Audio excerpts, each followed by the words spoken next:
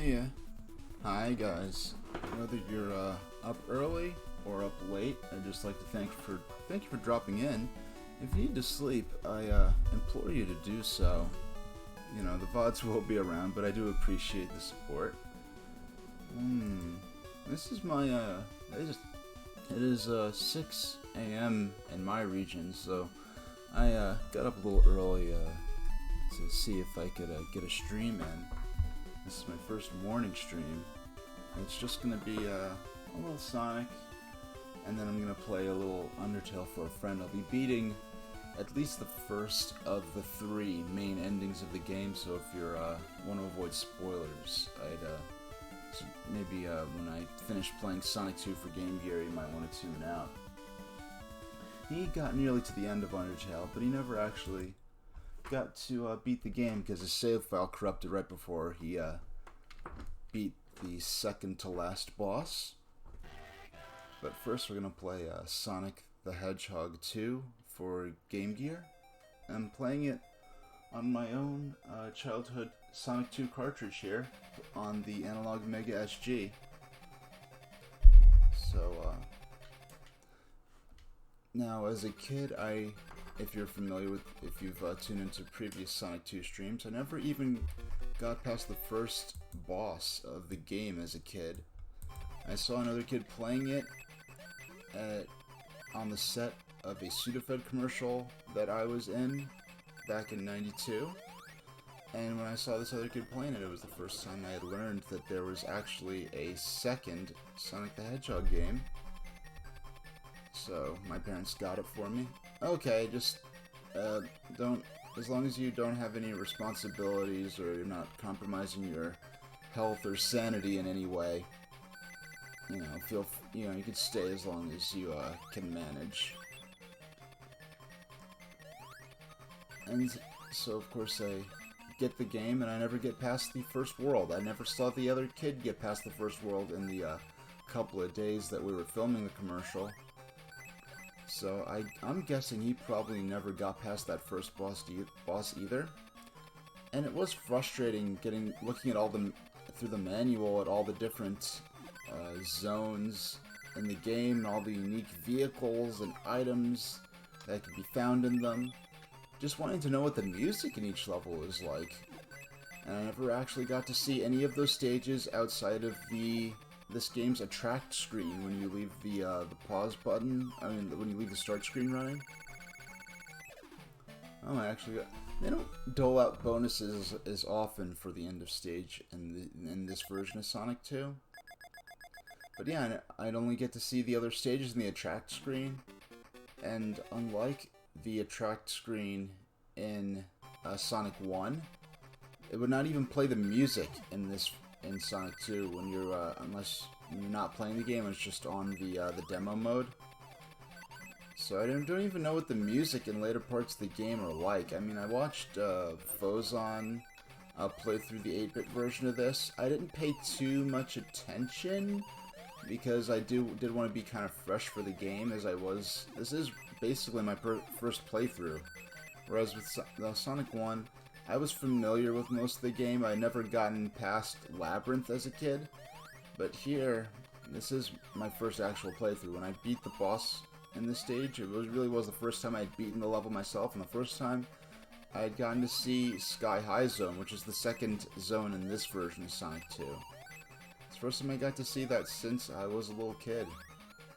Because once and only once, my brother actually beat the first boss, and I got to see him play through Sky High Zone. And even, well, he didn't get very far because of the doggone hang glider, because we've been able to get through the first boss at least once per stream since we started playing this. But the times, once I get past that first boss, I haven't been able to actually get through Sky High Zone because each of these acts has some kind of vehicle associated with it. This level has the mine carts, which require no explanation. The Sky High Zone has hang gliders. I believe another zone has what they call a flywheel. I remember this purely from the manual. I have no idea what it actually works like or how it functions. And then another level, I think Scrambled Egg Zone has tubes that take you around, that zip you around the stage. But the vehicle in Sky High Zone is the hang glider, appropriately enough. And I just can't get through. I just can't get it to work. I thought it would maybe be like operating the super cape in Sonic the Hedgehog. I mean, in Super Mario World. No, CalTX. I've never actually gotten to. Well, I've gotten to Sky Highs. I never got to it as a kid. And the last time I played this game, my cartridge before this, oh my gosh, was 1994 or 5, or maybe 96. I saw Sky High Zone no later than 95. I know based on where I was living at the time, and my brother was playing it. You know, I was peeking over his shoulder. And he got to Sky High Zone once and only once. And even in that short period of time he played through Sky High Zone before he got a game over and the game ended anyway. I remember the music being really cool. That that really good. Sorry, my voice is a little raw because this is the first time I've spoken all day. So I've gone to Sky High Zone. We get, about every time we play this, we get there at least once. But we haven't gotten past the first part of the first stage because you have to operate the hang glider.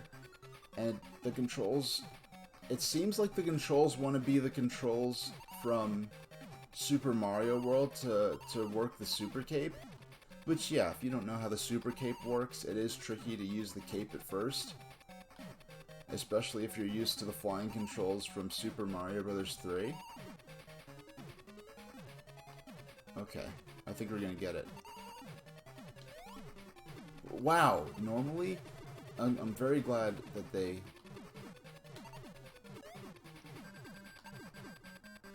Okay, I'm still hearing cannonball noises, which is very odd. Normally there's more of a gap between... Normally there's more of a gap between the last cannonball and Robotnik swooping down, because Robotnik, him coming down actually takes out the boss, but he will kill you if you...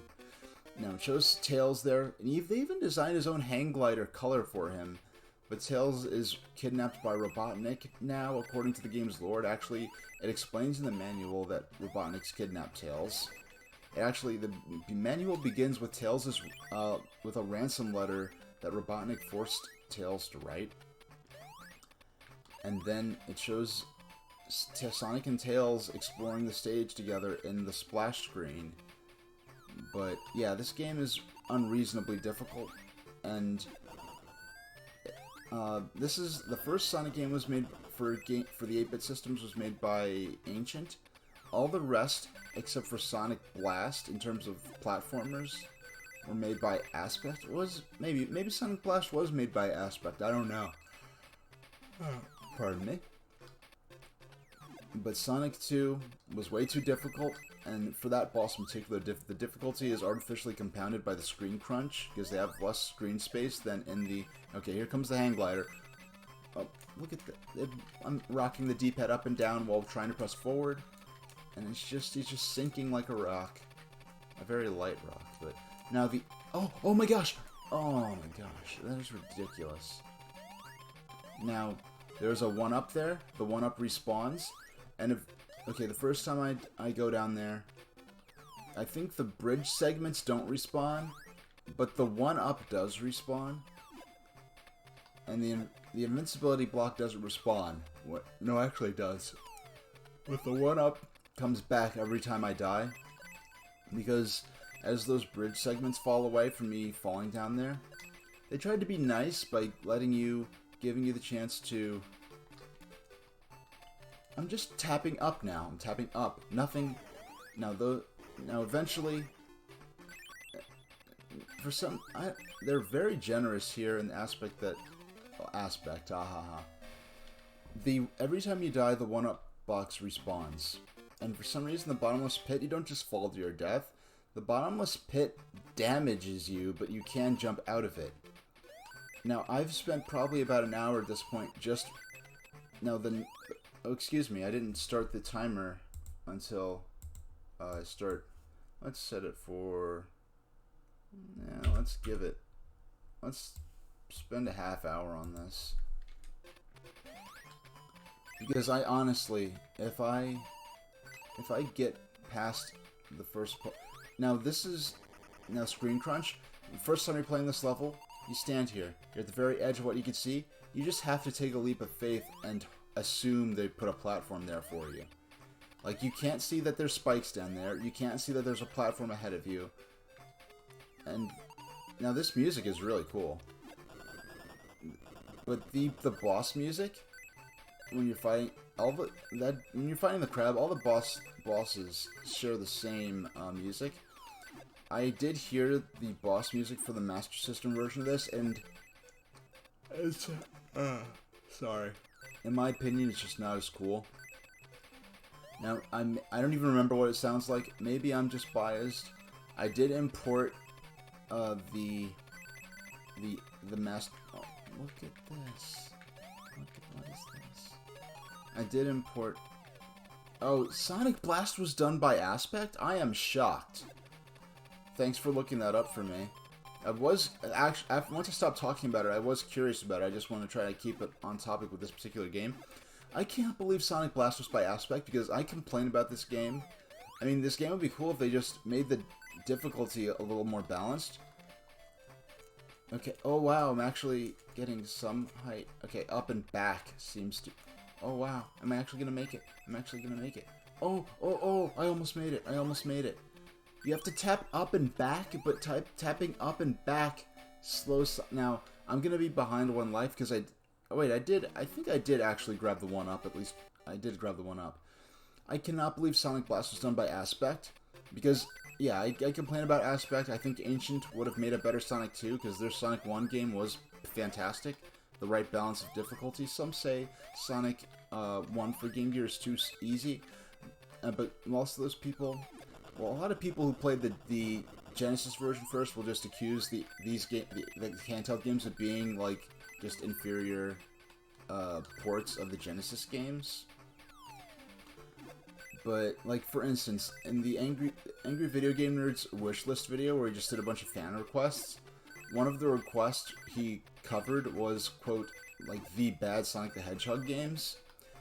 And those are including, he mentions the Game Gear ones, and yes, it is in character, but James really does, James' approach was for the character not really tear into them, and what he says in the video as the nerd is that, you know, those games are, you know, on a handheld system, so it's not really fair to judge them. But it's like, that's not true.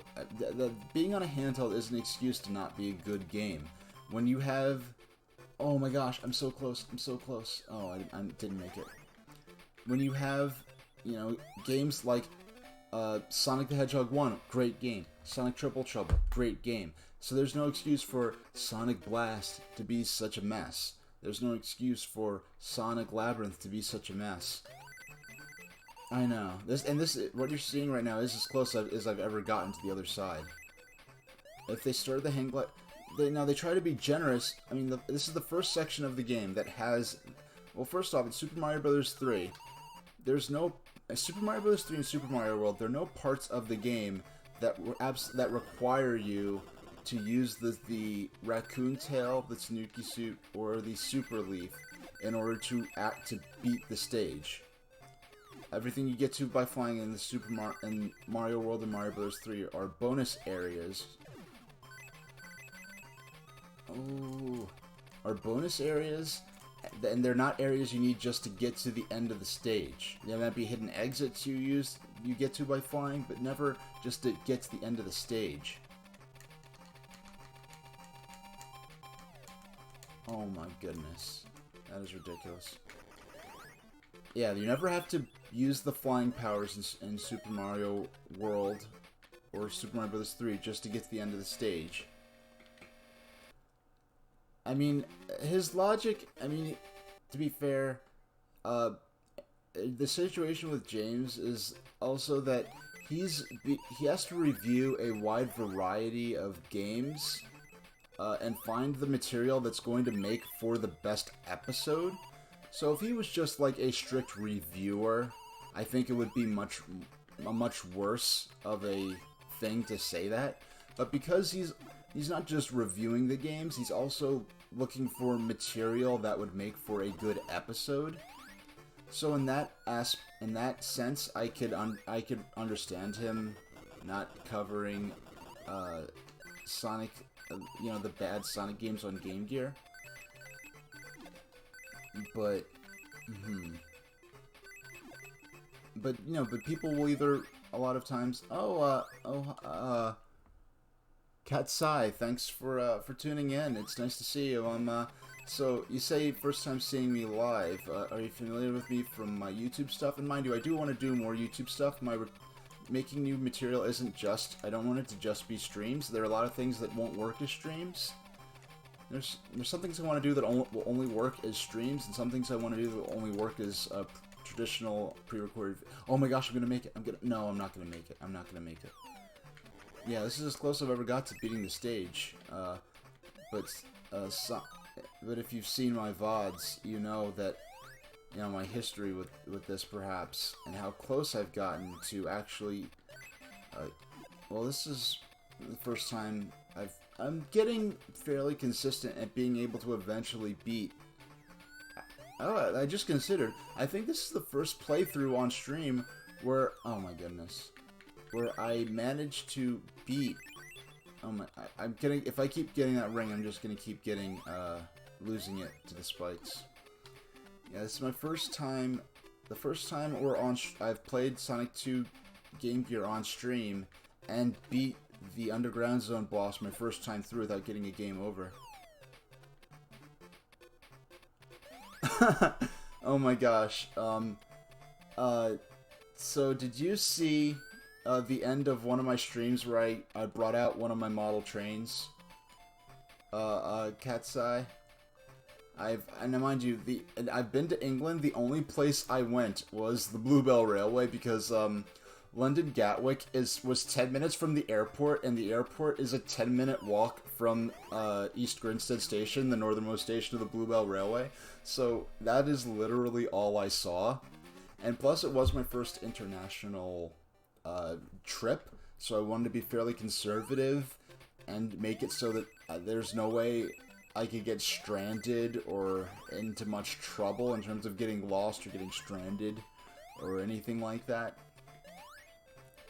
Yeah, it's a 10-minute walk. It was so perfect. It was like a 10-minute walk from the hotel, which was like a 10-minute car ride from the airport. So it couldn't be more perfect for a very shy, well, not shy, but just, I'm used to moving around in New York City where I'm from, so I'm used to moving around in, I guess, a situation that might be intimidating to a lot of travelers. And it was interesting, booking the trip for that. I went to a travel agent, and there's basically nothing the travel agent can do for me. They didn't tell me that, but because I figured I picked the would I travel back there one day? Hopefully, this pandemic situation does calm down to a point where international travel is safe. Because even if I did this, this is my 5th year anniversary, but I did want to get back to England to do another, or to the UK in general, to do another train trip. Maybe I'd go to one of the narrow gauge railways in Wales, especially the Teleclyn Railway. But at the end of one of my streams, someone asked if I had any model trains. Now, excuse me, I'm gonna pull this out real quick. Okay, I gotta pull this out real quick. I gotta show you this. You're gonna appreciate this. Unfortunately, this isn't so deeply put away this time, so I can show this to you on stream very quickly. Okay, let's pull this out. I have it wrapped up in paper towels. I'm sure you know what this is. I'm such a nerd. I actually imported this one. This is a dummy car. This isn't an actual power car. But yes, that is the power car for the Class 43 high-speed diesel train from the UK, the famous Intercity 125. That is, a lot of railways are actually retiring about now, but some of them are finding new homes with other providers that could use the old equipment. So yes, I did import that from England. I do regret that Pippa, that they never, in the Ertl Thomas range, they never made Pip and Emma the characters in the Ertl Thomas range from the 90s, because that means I would have a nice little metal die-cast model of a high-speed train power car. Yeah, thanks for putting up with that, Kyle TX500. Oh, almost. Yeah, I'll put that a little closer, so now if there are any train nerd... Oh, actually a little further back, so now if there are any train nerds, they're gonna know I'm enough of a nerd to have a, Intercity 125, power car. A power car, Kyle TX. A power car is basically a locomotive that's designed to work only with a particular train set. And the Intercity 125 is a high-speed diesel train. And most high-speed trains are electric, because electric trains are lighter than diesel trains, because diesel trains are basically electric trains that carry their own power plants with them. So carrying the diesel engine in addition to the electric motor makes the locomotives heavier. But they were able to build a high-speed solution without electrification in the UK. Yeah, you know, yeah, so Katsai, you're from the UK. One of my motivations for streaming the 8-Bit Sonic games is because in the United States, we only really experience the 8-Bit Sonic games as handheld games. So the players, well, you heard me explaining this if you watched some of my VODs. But yeah, we really only experienced these 8-Bit Sonic games as handheld games, because the Master System was dead as a doornail by the time Genesis was popular. Really, the first Sega system that got a foothold here was Genesis, or as you know it there, the Mega Drive, which is its original name. But in the United States, Sega had copyright problems because a computer company had trademarked the name Mega Drive over here for use with a hard drive product, so they had to change the name to Genesis. And actually, I think the name Genesis worked much better for the marketing purposes in North America. But yeah, we never got the Master System. Well, we had Master System, but it was never very popular. Because, unlike in the UK, where home gaming was sort of based around 8-bit home computers, and then the Mega Drive or the Master System came out and offered a high-performance alternative, so it was able to become popular. And then in the UK, and in Europe, the Master System had the NES had a really weird launch rollout where there were identical-looking versions of the NES hardware that had different games, libraries of cartridges that looked identical, but they weren't cross-compatible. Yeah, Genesis, it has that kind of like that heavy metal band kind of sound to it. I think that really helped its marketing approach. I didn't grab the one up, so I think we're gonna get a game over here. Because that box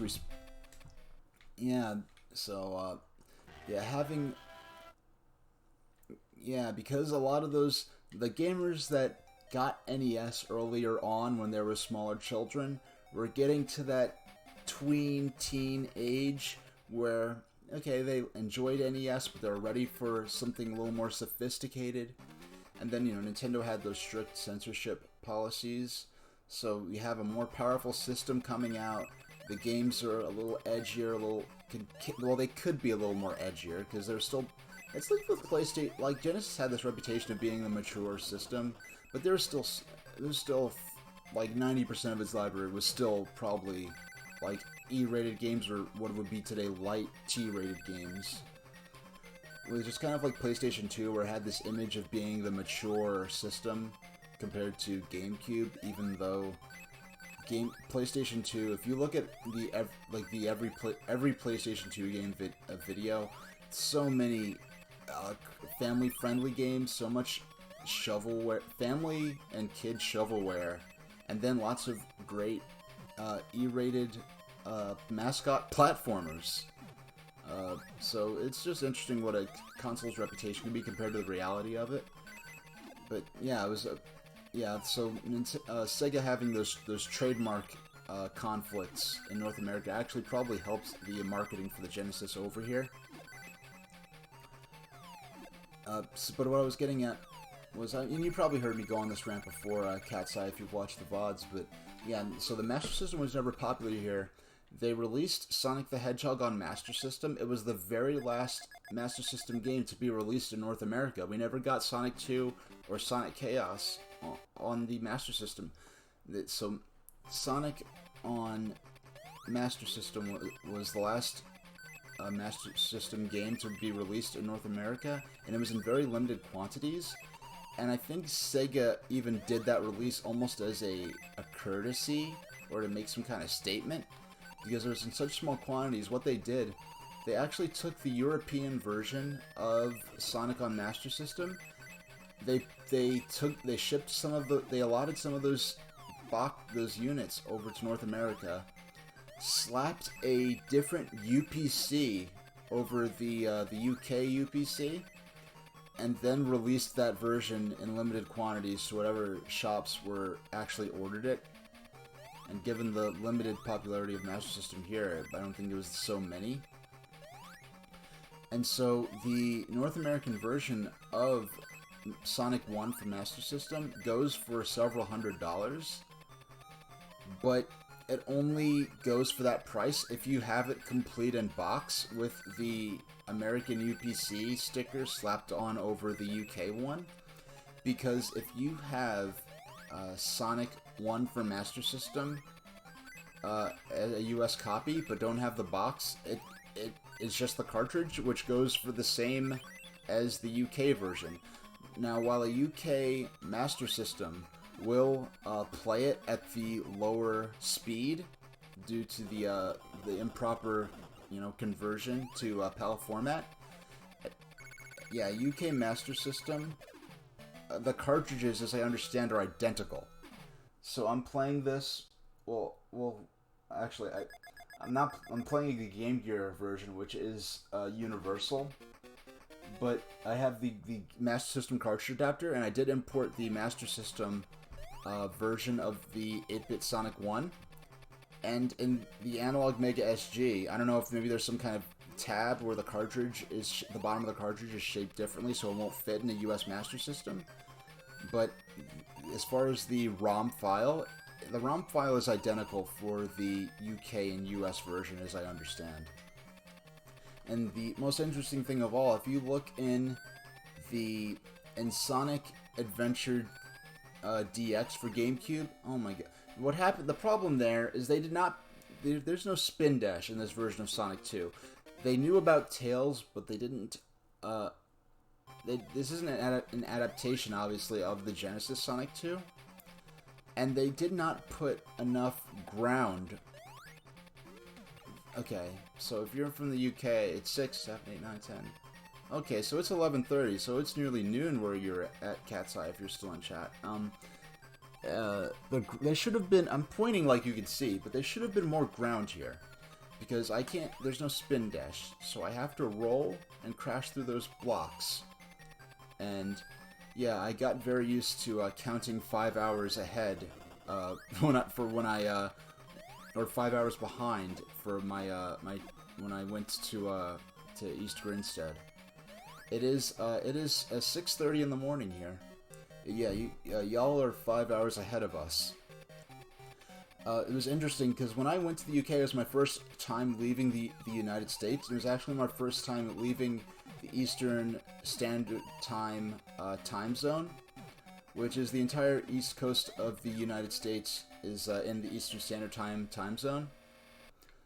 So the furthest from home before this I had been I'm from New York, and I went to Florida, and that was still the same time zone, so I didn't have to adjust it for time. But my flight was late, but we had a really good western tailwind, so it actually pushed us ahead of time. Like, the wind was with us, so we were able to actually arrive early, even though our flight was like 2 or 3 hours late in leaving. So I really didn't have any time problems. I'm gonna post a link for you real quick, Cat's Eye. I'm going to, let's say, HBOA 1. Okay, no. I'm just gonna give you a link to my blog real quick, with the HBOA 1. Okay, there we go. Excuse. There is, if you look through the things there on my blog, if you haven't found that already, those are where the pictures I took at the Bluebell Railway, as well as some of the videos I've posted there. If you're interested in my trip to the Bluebell Railway. And I actually, this is more typical of how a playthrough of Sonic 2 would go when I was a little kid, because I never once got through that boss. But I could not, but the travel agent couldn't even help me, because I went to the Fellbridge Hotel in East Grinstead. Nice little resort hotel. And the travel, I knew which hotel I wanted to stay at. I went on their site, and when I went to the travel agent, I told him which hotel I wanted to go to. I told him which airport I wanted to fly to and which hotel I wanted to go to. And the poor travel agent, she couldn't do anything for me. She just went to the same website that I went to. He just went to the Fellbridge Hotel's website and quoted me their price when I told them which days I wanted to stay.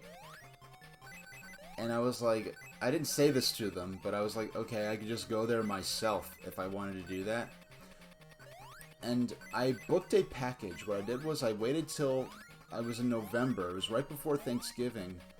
I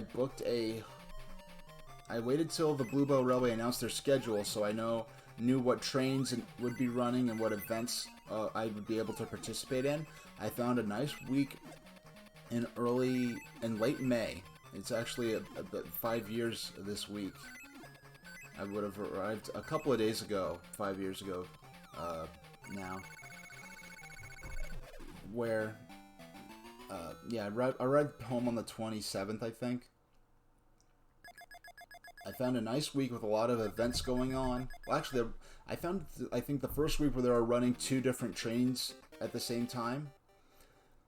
And I booked that week, and then later on they announced a bunch of unique events for that week, some of which are only held once a year, so I just really lucked out good. So there are lots of cool events that I got to participate in. And what I did was I booked a hotel package, and the hotel was more catered towards people that were traveling by car from other parts of the UK or from mainland Europe, because at one point, like, there was this bus full of all these old German-speaking people. Like, I guess they're German retirees that had come through the channel on the train, but anyway, I don't want to get off in the weeds, but yeah, I booked a week package that was aimed at, that included access to a car park, and I didn't need a car park because my car was back in New York. So what I did was I booked the package, so they already had me booked, and I negotiated. No, actually, what I did was I don't remember if I booked first or not, but I said I was willing to book the package, but I didn't need access to a car park, so I was able to negotiate them including the buffet breakfast for me for the week. So, and because the thing about the travel agent, the reason they couldn't provide many services for me was because essentially they're really, especially a travel agent in New York, where you have all these international airports and stuff. There's a lot of people who even if you aren't from New York, you may end up having to travel to an airport in New York to get the international flight. So you might have to do a first leg from where you are to New York. And then, like, you might have to change flights in New York or spend a night in New York and then leave on a different flight, either from JFK or from Newark Airport in New Jersey or from LaGuardia Airport. Okay, let's see if we can... Okay, there we go. So yeah, so I was able to get the breakfast included. Because the travel agents are...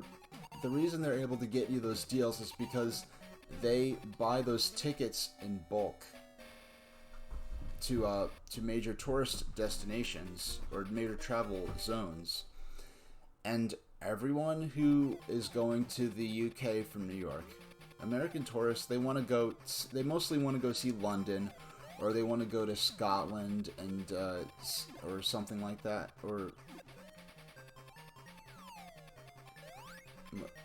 Okay, so your affordable flights are going to New Jersey first. Now, if you... Yeah, you're basically, it's the equivalent, going to Newark Airport and then going to New York City proper is kind of the equivalent of going to London Gatwick and then going to, central London, where, like, the part of New Jersey you're going to end up in is still basically considered part of the New York City metropolitan area. Like in Pokemon Black and White, where they made a region based on the New York City area, it actually does include East New Jersey.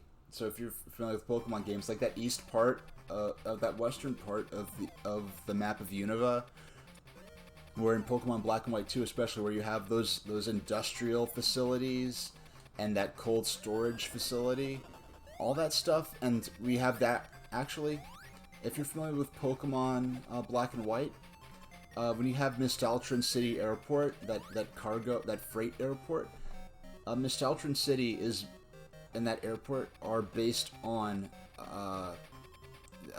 the airport that you're probably going to be landing at in New Jersey. Oh my gosh, just barely made that one. Oh my gosh. Okay. Oh my gosh, that is so close. Yeah, so most American tourists just want to go straight into central London. So they want to really probably go into Heathrow. So all their flights were to Heathrow, and and all the hotels that they want to go into. All right. Well, thanks for stopping by. Thanks for stopping by, Kyle TX. If you continue with Super Paper Mario, I am interested to see what you make of it, because it is worth playing just to see the good and the bad of it. Because there's some things where if you get to those parts, they will be hilarious on stream, your reaction to them.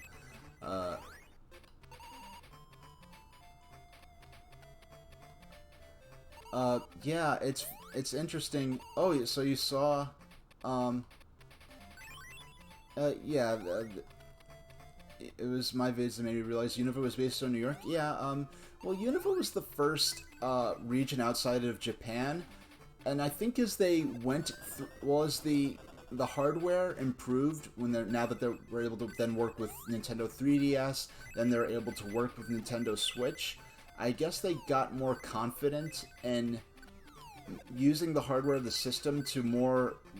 I think they got more explicit with the theming as they went on to... Because at first... Because a lot of people, even the people who realized that Unova was based on New York, they think the theming is limited to Castelia City, where it's obviously supposed to be based on Lower Manhattan, but they don't realize that.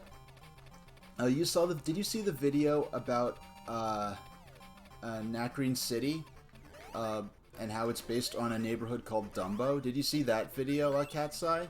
Because that was my favorite to film, because that was...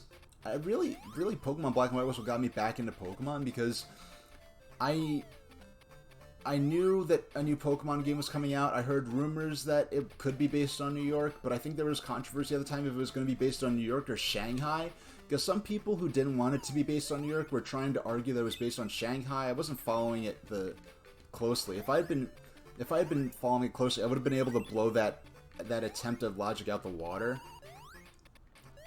But the Nacrene City, well, what happened was I was watching Pokemon, and no, I turned on Pokemon because I really wasn't even watching the anime at that point, and the anime started airing before the game came out in the US, I think. Yeah, I loved filming that one because how I actually realized that how closely they were actually theming some parts of Unova on New York was I turned on Pokemon, and it was the episode where Jesse and James and Meowth were casing Castelia City because they were going to rob a museum or something. And I just see them looking down on the city, and I'm like, oh my gosh, that's Dumbo. I know what part of New York they're in. Because I see the cobblestone streets, I see the disused train tracks, I see the warehouses that got turned into art galleries and apartments.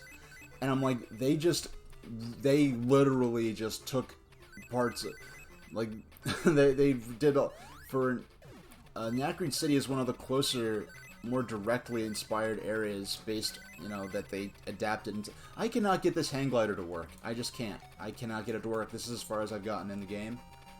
And at this point, next year, hopefully, the pandemic situation calms down by then, and you are able to get the finances together and the world situation settles down so that you could safely visit. Because I know I wasn't specifically expecting this, but I know that, okay, I'm just going to switch consoles real quick. So I'm going to set the timer for, oh, I accidentally quit the timer. Okay, there we go. Okay, there we go. That's more like it. I'm going to set the timer for 5 minutes so I can switch consoles. I'm going to play Undertale next. Have I played Sword and Shield? Yeah, of course I want to play a Pokemon game based in the UK. I have not played it yet. Some aspects of how they... I think the game could... The merchandising aspects of the Pokemon franchise, I feel, are rushing the game development aspect, where I think that game probably could have used another year in development to really meet its full potential. So I wasn't excited about playing it when it first came out. I do want to eventually play it. Maybe I'll probably end up playing it on stream now.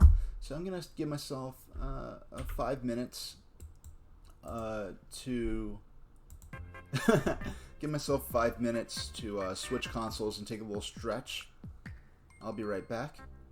And we'll continue discussion of Pokemon and travel and everything as I play Undertale, so excuse me.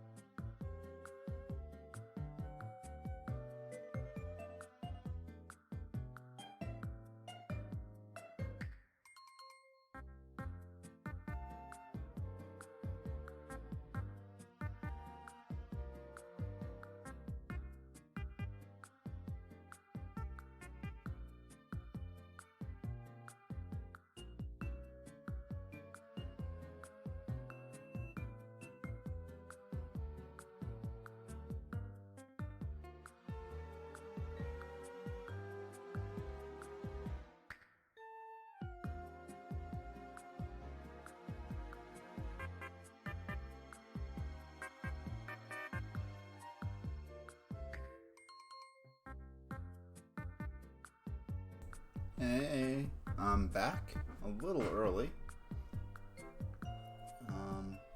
Let's set the timer for 90. Yeah, let's do 90 minutes, and then we'll play some more Sonic 2 at the end of 90 minutes. Because I do have other things to do today, so, yeah, I feel like they, needed more time in development, but the anime can't wait on them, and the, now I'm playing, Undertale, well, actually, excuse me, I almost forgot to, change the, game, the Undertale,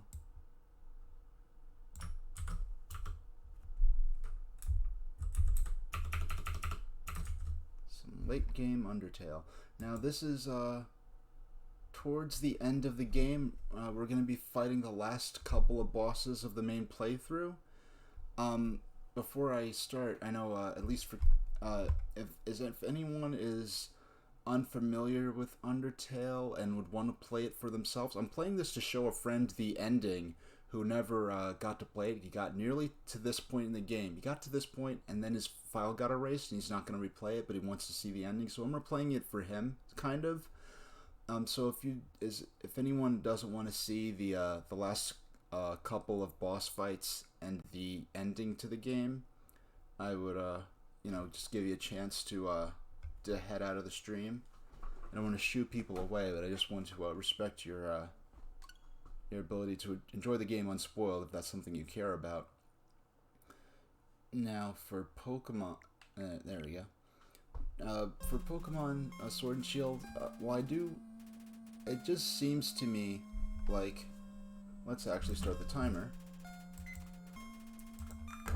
It seems to me like as the consoles got more advanced that they were working on, from DS to 3DS, and then to Wii, then to Nintendo Switch. It seems like they got more confident in their ability to theme the regions more explicitly after the real life areas that they're based on. So just I feel like Kalos. More people understood that Kalos was based on France than that Unova was based on New York. Then more people understood that Alola was based on Hawaii. It was, the theming just became more explicit as the consoles got more powerful, and then, I think I don't know anyone who doesn't know that Galar is based on Great Britain. So, okay, so, oh yes, there you are, my darling. I can't do the voices, actually, let's see, let me look out the window and peek. Yeah, one person's already, who I live with, has already gone to work, but I don't want to wake up whoever else is in the house, so I can't do my voices for the characters, because I do get super loud, so I can't do my Mettaton voice. It's time to have our little showdown. It's time to finally stop the malfunctioning robot. Not. Malfunction, reprogramming, get real. This is all just a big show. An act. Alphys has been playing you for a fool the whole time. As she watched you on the screen, she grew attached to your adventure. She desperately wanted to be a part of it, so she decided to insert herself into your story. She reactivated puzzles, she disabled elevators, she enlisted me to torment you. Also, she could save you from dangers that didn't exist. Also, you would think she's the great person that she's not. Now it's time for her finest hour. At this very moment, Alphys is waiting outside the room. During our battle, she will interrupt. She'll pretend to deactivate me, saving you one final time. Finally, she'll be the heroine of your adventure. You'll regard her so highly, she'll even be able to convince you not to leave. Or not. You see, I've had enough of this predictable charade. I have no desire to harm humans, far from it actually. My only desire is to entertain. After all, the audience deserves a good show, don't they? And what's a good show without a plot twist? Hey, what's going on? The door just locked itself. Sorry folks, the old program's been cancelled. But we've got a finale that will drive you wild. And yes, I am playing on the Nintendo Switch. I'm playing the Switch version of Undertale. Just if it wasn't apparent by the fact that the Nintendo Switch is right here. So I do like having my consoles visible on camera. I wanted to maybe have a picture-in-picture console cam, but that didn't quite. I don't have the equipment for that right now. So Attack of the Killer Robot. So we're gonna fight Mettaton now.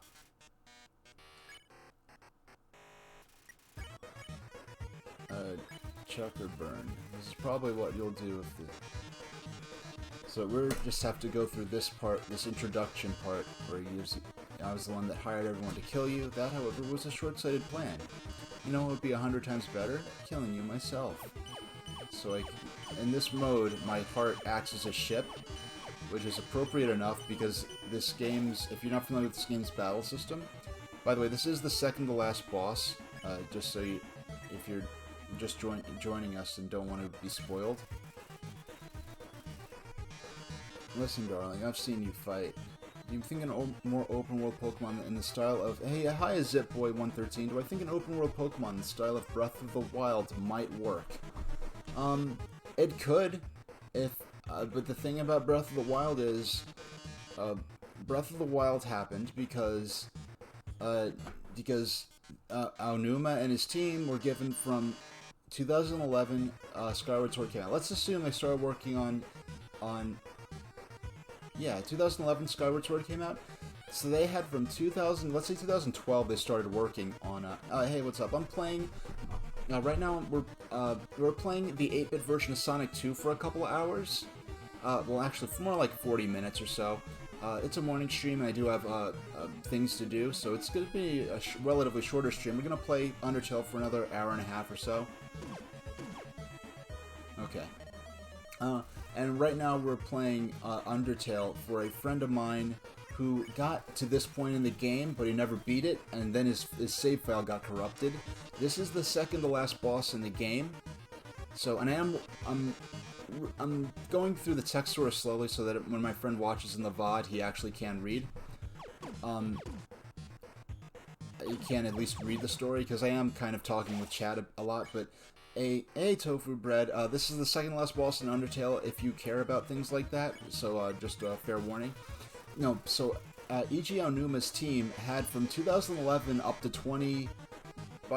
late 2016, they're probably about done with the game, because the game came out in March 2017. So they had 12, 13, 14.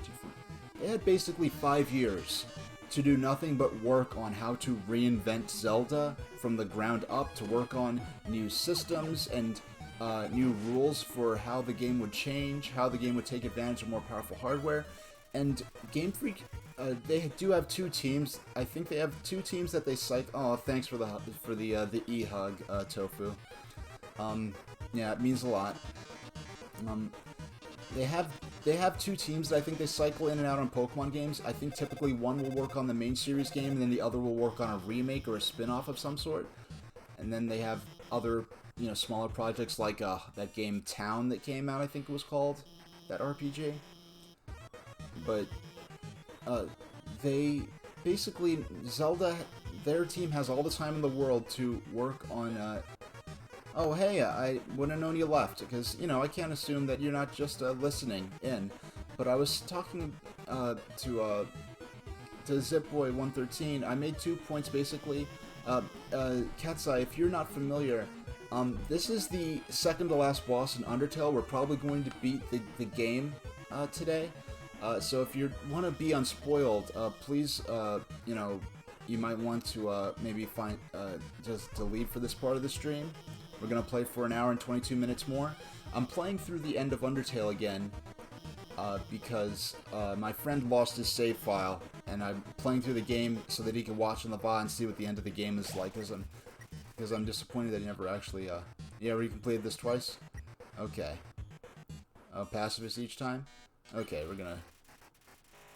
Once on stream and once on Twitch. Oh, once on Steam and once on Switch. Okay. Yeah, I'm playing on Switch here.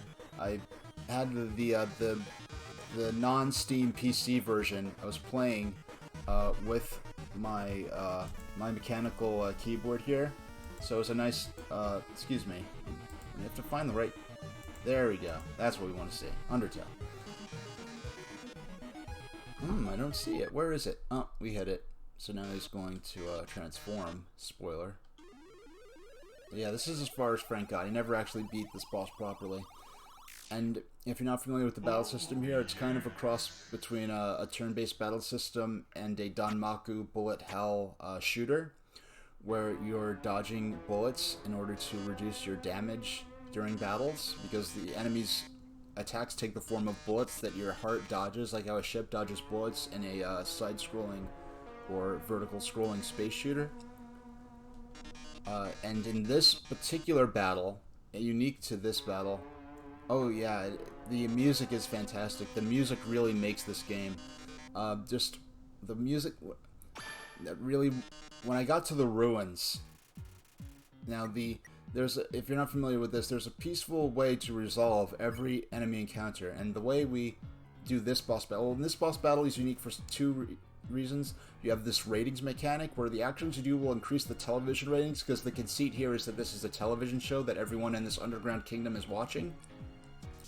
And our ship, our soul, the little heart that also serves as our icon in the menus, it has transformed into a ship in the literal sense that we actually fire bullets back at the enemies. Normally we're just dodging bullets. Here we can shoot them as well.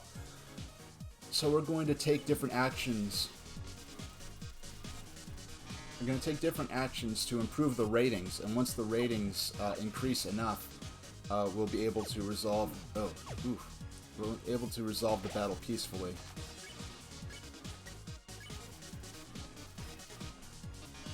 I grinded. I do have the Tem armor because I didn't want to risk dying too much, so I did save up for the Tem armor.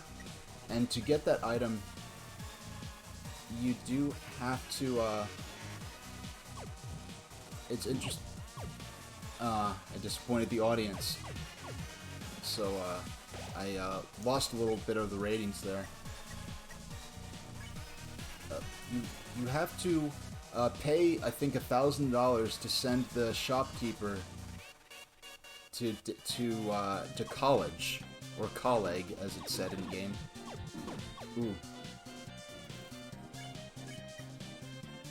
Okay, let's see if we can take no damage this turn. You have to. It's time for a pop quiz. Have fun with the on-screen keyboard. This one's the easy. Oh. L. Yeah, in this version, I have all the time in the world to type in L. Yeah, I think in the PlayStation version, which my friend was playing, you actually. Yep, that's one of. If you flatter him, he increases the ratings. Let's try to not get hit again. You actually really showed everyone your heart. Why don't I show you mine? Ooh, I took damage. Disappointment.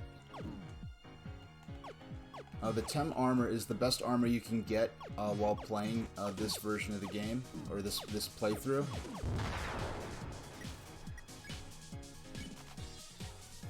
Yeah, the Tem armor is the best armor you can get, pretty much. And what's going on here is I have to get the ratings up, and the Tem armor, you have to pay $1,000 to the shopkeeper in Tem Village to get them to, which is fairly early in the game. It's in the game's third area, which explore more exploration mechanics and more climbing mechanics in the Pokemon game in the next region to make the next region seem big.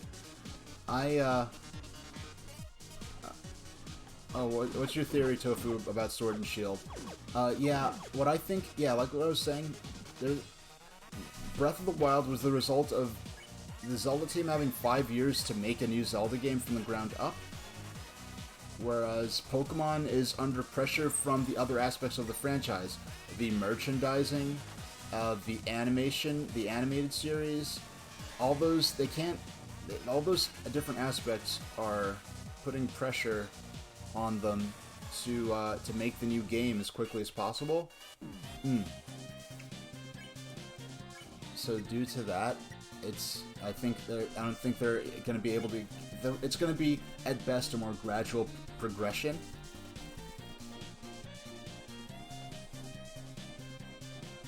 Sword and Shield. Oh, you think that Sword and Shield was initially developed for 3DS? Well, what I thought was interesting was when they announced Pokemon Let's Go, there were... Ooh, I'm taking a lot of damage here. I'm very narrowly avoided death there. On-brand food, 700 ratings. Lights, camera, bombs. When they announced Pokemon Let's Go Pikachu and Eevee, there were a lot of gaming sites and tech sites and even mainstream news sites like Forbes that were angry at Nintendo, saying, "How dare you still be making?" No, excuse me. No, it wasn't Sword and Shield. Let's Go Pikachu and Eevee. What I mean was when they announced what were those the director's cut editions of Sun and Moon. Ultra Sun and Ultra Moon. Yeah, but I think the people that Game Freak has to answer to, who want as much money as quickly as possible, regardless of the quality of the games, aren't going to be so patient, unfortunately. No, when they announced Ultra Sun and Ultra Moon, there was I saw a lot of people out just commenting on the internet and actual articles, like on Forbes. There was a Forbes article saying that they were basically damning Nintendo for not having the courage to make a Pokemon game for Switch and instead sticking to 3DS. And it's like, why would you think that they're not going to make a Pokemon game for Nintendo Switch? Like that was just a given eventually. And what I also find hilarious were the people who are mad about Ultra Sun and Moon, who were saying,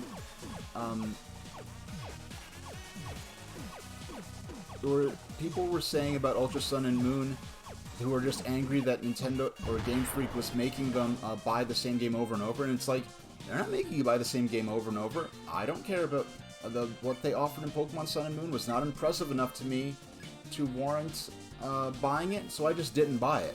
Whereas a lot of people will say, oh, they're, the Game Freak is milking us and they're exploiting their audience, and then just not.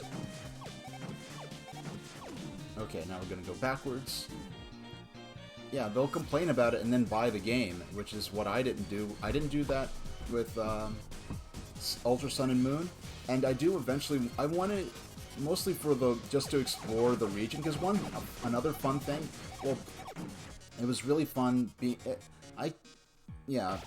If you lived in Hawaii during, if you're a Pokemon fan in Hawaii during Sun and Moon, if you're a Pokemon fan in France during X and Y, if you're a Pokemon fan in New York, I know this from firsthand, during the Black and White, if you're a Pokemon fan in the UK now during Sword and Shield era, I can't imagine how fun it must be to have a region.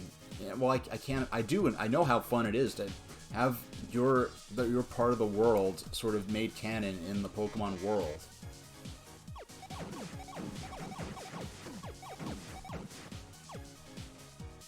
So at least there's that. I'm sure you saw Tofu, the videos I made about just the different parts of New York that they incorporated into Pokemon Black and White.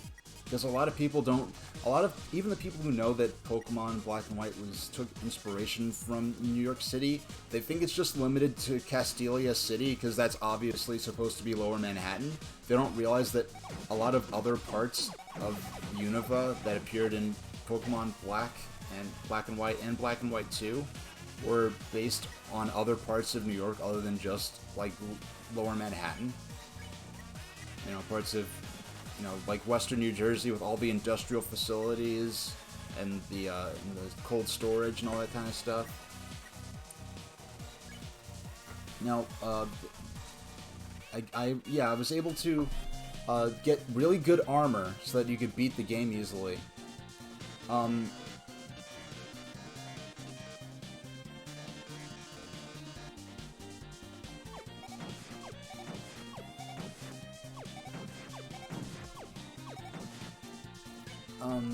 Okay, excuse me, I had to focus for a second.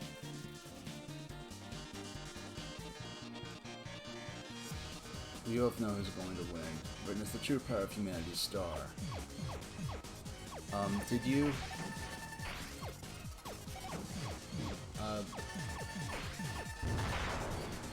Okay, we're doing good with this, because I got really good armor, and you actually, the way to get that, you have to pay $1,000 to send the Tem to college so she could learn to make the armor.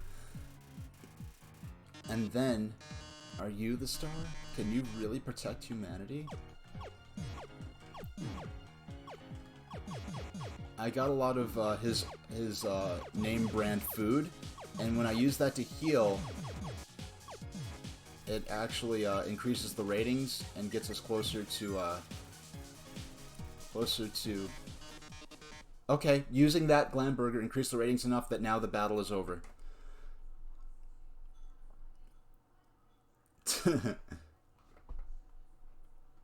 Hey, Lee Boys 6067. That's quite the joke. When I first played this, I actually did not understand how the rating system worked, so I was not able to successfully end the battle peacefully. I actually did end up destroying him, which leads to a very interesting, which adds a very interesting part to the ending that I will not spoil. But you have to hit 10k. Yeah, I didn't understand how it worked, so. And I had already killed Toriel by accident at the beginning of the game, so I didn't know how to, well, I killed Toriel. Well, I was expecting, because it seemed like all my attempts to end the battle peacefully weren't working when I tried to spare, or to act, so I thought that I just had to damage her enough and the battle would end automatically, like in a lot of battles, like in a lot of RPGs, normal RPGs. When you have, like, a main character that's a story character, and you're fighting them, you fight them until a certain point, and then it automatically ends the battle, and they don't die. Hopefully we get 4th gen Pokemon remakes on Switch. I hope we get 4th and 5th gen Pokemon remakes on Switch. That would be really cool. Oh man, I would love 4th gen, because I never played through Sinnoh. So what's happening here is all the different characters. You could actually, if you know their talking style, you could actually identify which characters are calling in. But all the characters are calling in to tell Mettaton how much they love him. Hey, I'll see you around. I have a lot to do as well later on, so I'm going to be playing this for an hour more. We'll be definitely beating the end of this, because I'm only really playing this for a friend who lost his save file right before the end of the game, so I'm going to show him what the end of the game is like. He is spoiler-free on this, so if we could try not to discuss anything that isn't happening on screen as we're playing. Well, actually, I don't think he's here now, unless, if you are here in chat, you could make yourself known, just mention it, but, because... How does the skeleton call his friends? He has no friends. Aww. They only have me. If I left the underground, it would leave an aching void that can never be filled. So I'll have to delay my big debut besides. You've proven to be very strong. Perhaps even strong enough to get past Asgore. You know, I had nothing but the most expensive food items that you can, the most expensive items that you can buy, and using those items increases the ratings. I wonder if I just spammed those items at the start of the battle, it would increase the ratings enough that the battle would end peacefully. Relative, I don't know, but I know you do have to strike the target with your ship enough that that he's reduced to just a torso and a head, I think.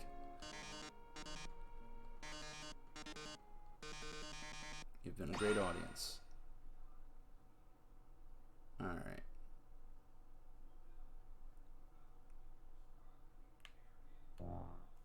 And here comes Alpha.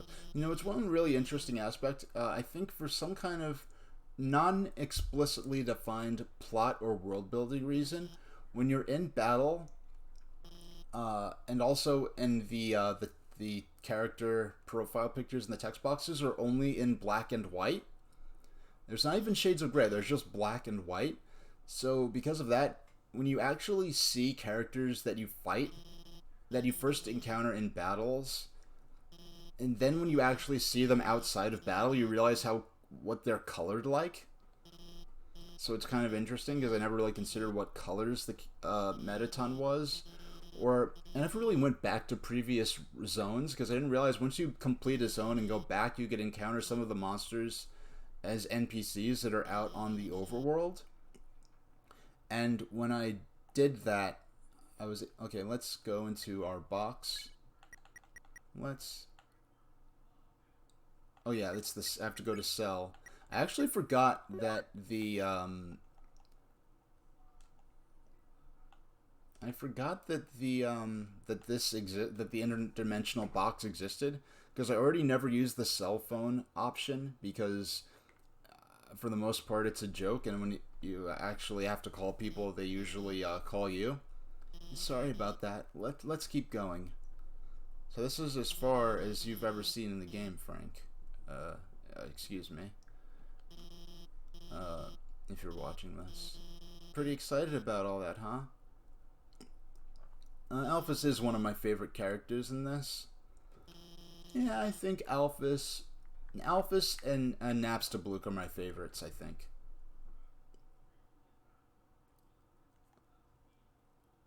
Yeah. I'd probably, if I got to hang out with two Undertale characters, I'd want to hang out with Alphys and Napstablook. Wait, because Alphys is actually way more of an anime nerd than I am, and we could talk about science and stuff too. I don't know how much you know about astronomy because she's been living underground her whole life, because really probably my favorite aspect of science that I like to hear about is astronomy. But she's been living in a cave her whole life. But yeah, but we could talk about science and anime and stuff, and then and Napstablook is really shy. Well, he's really like shy and meek, and he makes chiptune music. I like chiptune music. You know, I use chiptune music as my my background music when I'm full screen on here, and as my hold music when we're waiting to go live. So yeah, so what just happened here, if you weren't reading all that, was you have to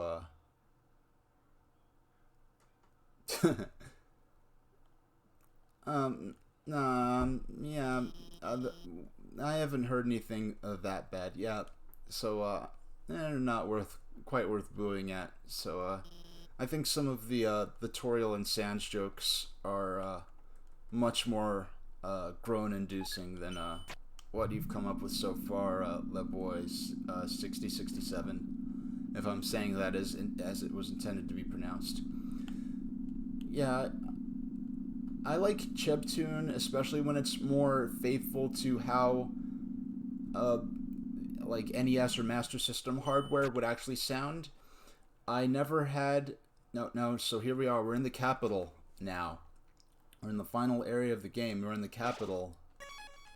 This is the biggest city of the underground kingdom where all the monsters are trapped. So it's interesting because we have the impression of all these buildings and everything, but we never get any sense. It's just interesting how they chose to depict this city. Because, like, yes, it's important that we see that all this exists, all these buildings, and that, you know, there's so many monsters that live down here. Where is this? The most scrappy joke book of 2020. Oh, the boy 6067's been reading. Yeah, I can't quite comment on that. This where have we been to that looks like this, I wonder?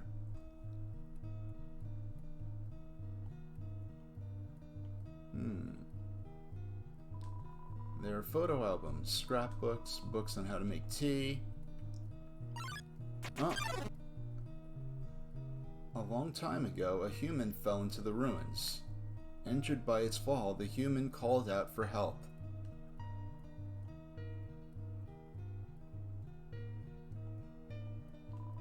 You took the key and put it on your phone's keychain. The stovetop is very clean. Someone must use fire magic instead. Who else we know uses fire magic? It's a note. Howdy, help yourself to anything you want. There was some white fur stuck in the drain. Uh-oh. Azrael, the king's son, heard the human's call. He brought the human back to the castle. So, at some point, another kid fell down here, much like... Well, we know from Toriel that other children have fallen down here before. So we have some flowers. Oh, this song hits you right in the feels, because this is the first track in the game that's, you know, that's not fully synthesized. It actually uses a, you know, an acoustic guitar, and they actually make sure you could hear like the actual sounds of the pick hitting the strings and everything. It's this incredibly organic sound, and after all these, well, I like the like the Ruins theme where it starts out where it's like borderline chiptune. So we have this locket. I'm carrying too much. Actually, we're not going to take the locket because we do have. There's a worn dagger inside the box. Will you take it? We'll leave it for now. We have to use the box. We'll get rid of.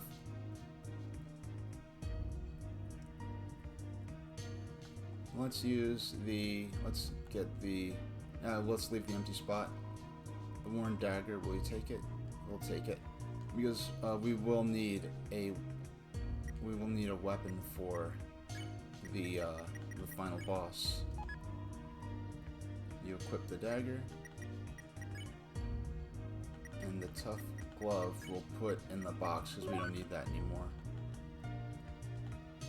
Yeah, for most of the since when you get the interdimensional box when you reach room under renovations, when you reach the lab. And I just forgot she gives it to you, so I went through up until right before the core.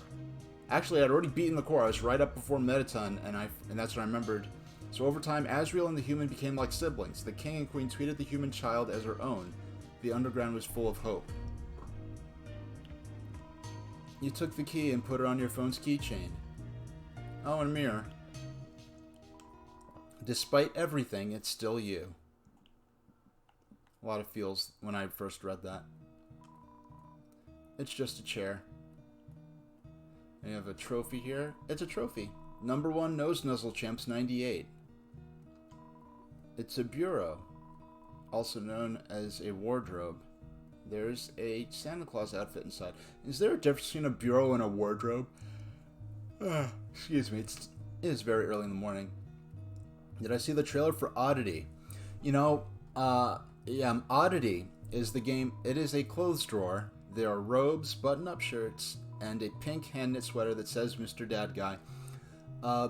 Oddity started out many years ago, I think in 2014 or 15, as what was called Mother 4 fan game. And I remember once they started releasing some images of some screenshots and music and some cursory details on the story, I made a comment. The underground was full of hope until one day I started playing, and I sucked so much that I kept dying and everyone lost faith in me. That would be, well, at least that's how it was on my first playthrough. Dusty toys. So we have a bunch of toys that haven't been played with in a while, but dusty toys. Now, Vegeta loves women. I don't know how much of the lore you remembered of what we've learned about dust in this game. Dust is, let's just say it's not the regular sort of dust. Think of dust with a capital D. Perhaps, well, especially interesting if you consider the concept of dust in the Golden Compass or His Dark Materials, if you're familiar with that. Yeah, let's just say it's not regular dust. So we're going to go in the basement here. Then, one day, the human became very ill. Now, to get on Oddity for a second, yeah, so it was early on. It's one of the earlier updates for Oddity, which they were really going out of their way to hype up as Mother 4 fan game. The sick human had only one request: to see the flowers from their village. but there was nothing we could do because they're trapped underground because of the magic barrier. So I commented, and people are getting real excited. Oh, this is just as good as if there's gonna be an official Mother 4. The next day, the human died. And I was like, hey, you guys are working really hard. Oh, BRB, LitBoy6067. Oh, it's okay. Take as much time as you need to. If you miss anything, yeah, you'll miss anything, there'll be the VOD. So, Azrael, racked with grief, absorbed the human soul. He transformed into a being with incredible power. So, the king's son, who was also a child, the king and queen's son, the prince, he absorbed the human soul when he died and transformed, because a human soul combined with a monster soul makes the monster an incredibly powerful being. With the human soul, Azrael crossed through the barrier. He carried the human's body into the sunset, back to the village of the humans. No, so I was in the comments, and I was like, well, you've made all this original art and graphics and music that sounds as good as, you know, that rivals Mother 3's in terms, you know, a lot of great tracks, music tracks they shared, and a lot of the graphics look great. Azrael reached the center of the village. There he found a bed of golden flowers. He carried the human onto it. And I was like, hey, why don't you guys just change the name from Mother 4 to just something, to anything else that isn't trademarked by Nintendo, and just don't use any, because so much of this is already fully original content. Suddenly screams rang out. The villagers saw Azrael holding the human's body. They thought that he had killed the child. Yeah, you made so much original material. The only thing that I see that is trademark Nintendo is, I think I saw some use of Mr. Saturn's, and I saw some, just the fact that it's called Mother 4. If you just take away the name and don't use Mr. Saturn's, you could make this an original game that's a tribute to the Earthbound series and not get sued by Nintendo, as what happens with these fan games that get too ambitious, you know, like AM2R. Now, mind you, Nintendo's legal team at least waited until the game released and was finished before they sent the cease and desist, which is as much cooperation as you could hope for in that situation, because once it's released, you can't put it, you know, it's out there. If you want to play AM2R, yeah, the website of the person who made it is gone now, but if you want to play AM2R, you can get it. Whereas if they stopped it when it was halfway through development, it would have never been finished. But Azrael didn't fight back, even though all the humans thought that Azrael had murdered the human because they saw him holding his body. But, you know, all the humans started attacking him. But, you know, Azrael didn't fight back, and he walked away holding the human's body to go back to the underground. Wounded, Azrael stumbled home. He entered the castle and collapsed. His dust spread across the garden. It's because when monsters die, they don't leave bodies behind, they just crumble into dust. And there were some dusty toys upstairs. So what I'm getting at is, early in the game, and if you remember the library, they mentioned that monster funerals are held by spreading the monster dies, they crumble into dust, and they rub the dust onto something that was special to that monster. So Azrael died, they rubbed his dust on the toys, so that's why the toys were dusty. That's really sad. The kingdom fell into despair. The king and queen had lost 2 children in one night. The humans had once again taken everything from us. Yeah, but what I was getting at was, the king decided it was time to end our suffering. Every human who falls down here must die. With enough souls, we can shatter the barrier forever. So it only takes 1 soul to cross through the barrier. It takes 1 human soul and 1 monster soul to cross through the barrier, but it takes 7 human souls at once to actually shatter the barrier. So Azrael was able to come across because he had his own monster soul, and he used the human soul that had died, his friend, the child. But it is not long now. King Asgore will give us hope. So it will only take 1... Azrael was able to use his own soul and the human soul who had died to cross the barrier, but it takes 7 human souls to break the barrier and allow all monsters to be free. Aren't you excited? Aren't you happy? So I said, hey, why don't you just not call it Mother 4 and make it a tribute to the Earthbound series?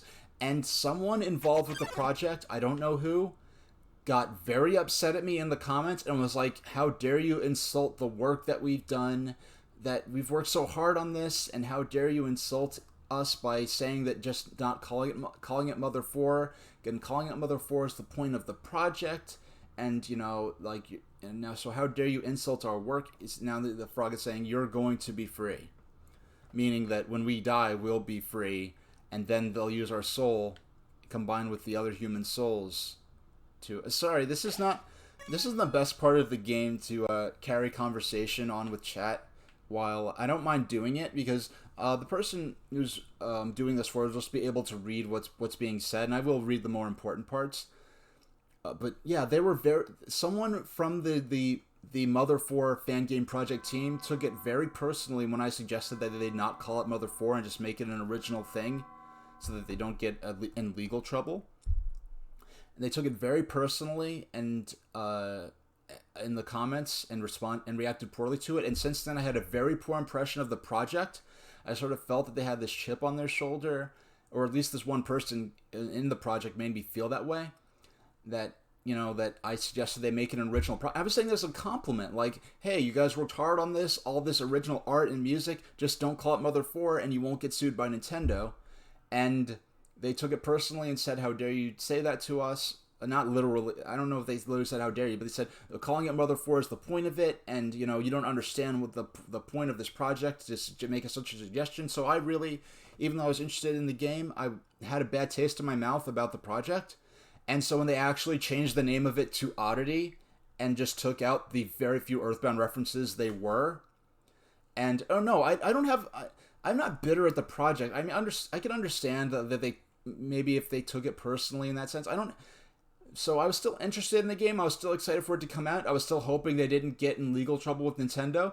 So when they did like go silent for like a year and then announce that, oh, we're changing the name of it to Oddity and making it an original project that could actually potentially appear on Nintendo Switch and they could actually earn money for their work, it really sort of validated my feelings for it. Well, not that I needed validation, but I was like, okay. I said, hey, you made so much art and did so much work, you might as well make it an original game so that you don't get sued by Nintendo. And so that they did, and now they're not. Now we know the game's going to come out. We know they're not going to get shut down by Nintendo. We know they're not going to get a cease and desist and then have to rework the plot or rework characters or elements from the Earthbound series out of the game. They're just making an original thing, and it could come out officially. It could be on Steam. It could be on Nintendo Switch, and we don't have to worry about it now. But together, you will determine the future of this world. Now, Sans is here in silhouette, and he's telling us, we're about to face Asgore, the king of the monsters.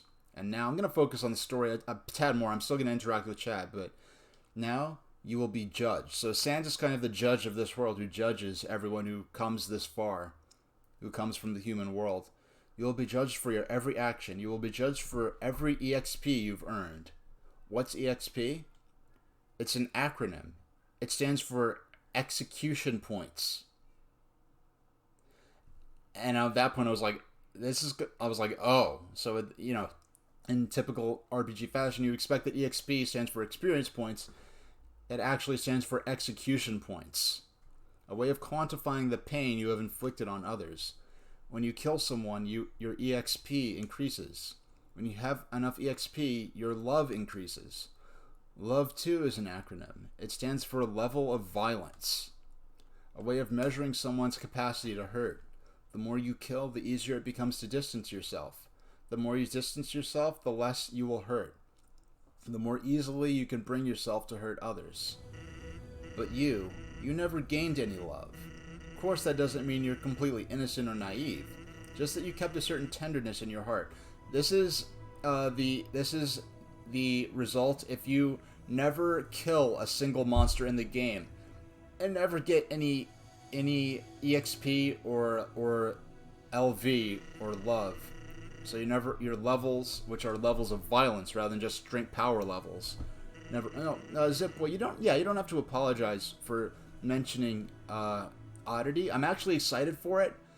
And, you know, and people do make mistakes, and so I really just forgave them. I did sort of have a bit of a grudge internally, but it's not something I would have went around saying, like, oh, they dissed me in their comments, or any. I wasn't going to go around saying anything like that. But I really say that now just to say that, you know, I'm glad their vision expanded to the point where they did feel like, okay, let's do like what Toby Fox did here in Earthbound, and make something that's inspired by Earthbound, but isn't an original creation, where we're not bound by the universe that Shigesato Itoi built for Mother, and not bound by the legalities of using the Earthbound or Mother trademarks and copyrights. Now, I do prefer, I really prefer it when fan games and fan projects are allowed to go on. In a lot of cases, like, Sega's really chill with things like that, but in sometimes, you know, fair use doesn't mean you get to do whatever you want with someone's copyright and trademark.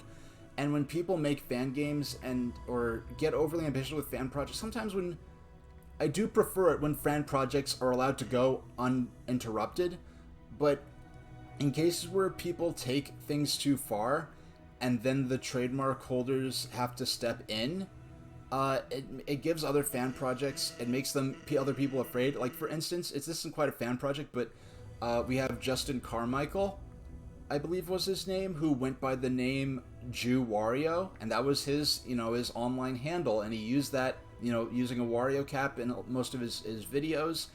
And then when you have now the controversies we know of about some of his activities and the things he was involved in and some of the acts that he did, now we have, you know, Wario, the character that's associated with the family-friendly Mario franchise, is now now we have the trademark of Wario could be said to have been sullied by Justin Carmichael using the character and part of that persona as his online identity, doing, you know, commercial video work. And so because of that, the situations like that are why companies can get so militant sometimes with policing their trademarks and copyrights, so that they don't have a situation where someone is, you know, using, you know, a trademarked character as part of their persona that they're using to make videos that they're earning ad revenue on or getting Patreon money for, and then if there's a controversy involved with them, now that controversy could rub off on the original IP. Extreme situations like that are why, you know, why Nintendo might be, you know, really strict with trademarks and copyrights. And Nintendo can be strict with trademarks and copyrights, but they're nothing compared to how militant the Pokemon Company can get. There was a thing where I think two guys rented a bar and advertised that they were going to do a Pokemon themed like party, you know, with like trivia and stuff like that. And Pokemon Company immediately sued them. Like, it wasn't like Nintendo where they'll send a cease and desist saying, hey, you can't do a public event using our trademarked material or trademarks and copyrights, especially, you know, because from their point of, it's a coffin. There's a name engraved on it, Frank, which is what I named which is the name I put in at the beginning of the game. So it appears that there is a coffin with our name on it, ready to go, alongside these other coffins with the other human souls in it. It wasn't just like Pokemon sent they sent it to the bar owner. It's not like they just sent him a cease and desist saying, hey, you can't use our trademarks and copyrights to do a event, you know, without our permission. They immediately sued them for damages. They didn't even give a cease and desist and say you had to cancel the event and stop using our name. They just immediately sued him. And it really sucks because the bar owner had nothing to do with it. It was just like, okay, a couple of people came and said, hey, we have an idea for a party. Can we rent your bar? And he's like, okay, sure. Now he's getting sued by Pokemon. And he had a GoFundMe, you know, that paid for for his legal fees and for the so here's the king. Here we are. And he turns around. Howdy, how can I? Oh. Yeah, so Pokemon is really militant with their copyrights in ways that even Nintendo themselves aren't. Because Pokemon is it's a Nintendo-related entity, but it is its own company. So that's why Pokemon games ended up being on mobile. Pokemon's tie-in games ended up being on mobile before Nintendo actually went ahead with allowing mobile versions of Mario Kart and Dr. Mario and stuff like that. But you know how it is.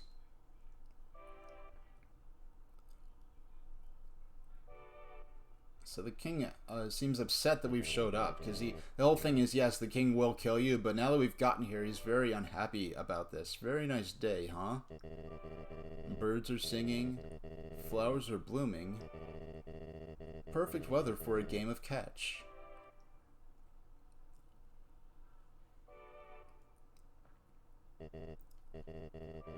You know what we must do.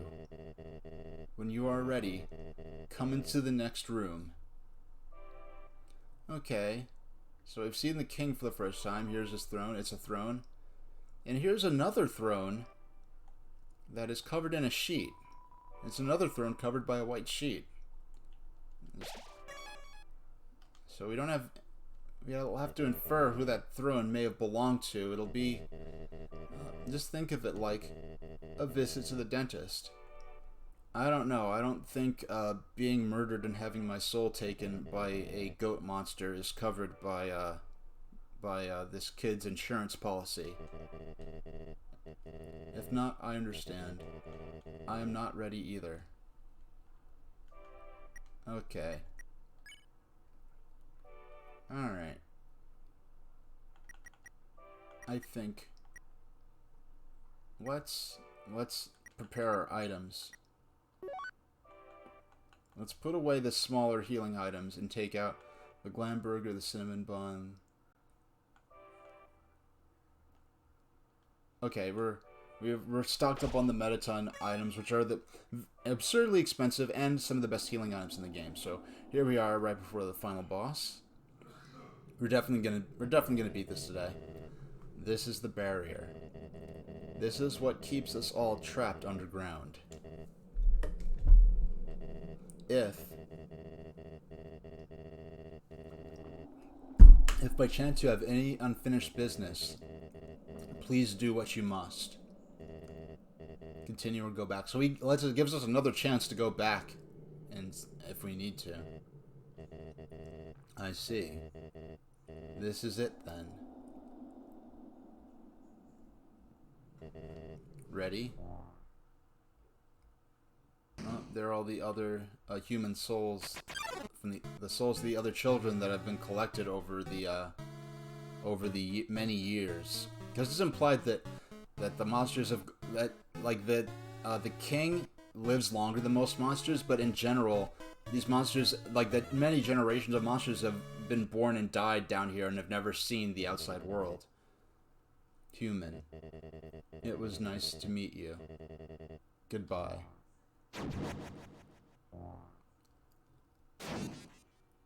And he, yeah, nice fourth wall break here. Asgore's actually destroyed the mercy button, so we have no choice. But, well, I'm gonna skip to the chase. But what you come to the point where you realize you have to fight him. That's the only way to advance the scenario. Okay. I do have the Tem armor, and no, I never finished explaining this. If you don't know the Tem armor, you have to grind and get 1,000 gold to you have to get 1,000 gold to send the Tem shopkeeper to college, and then once you do that, you have to pay. Okay.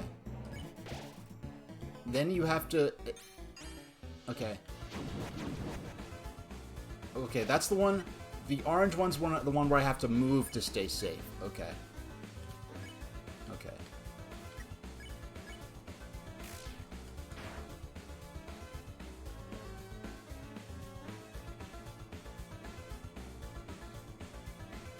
Okay.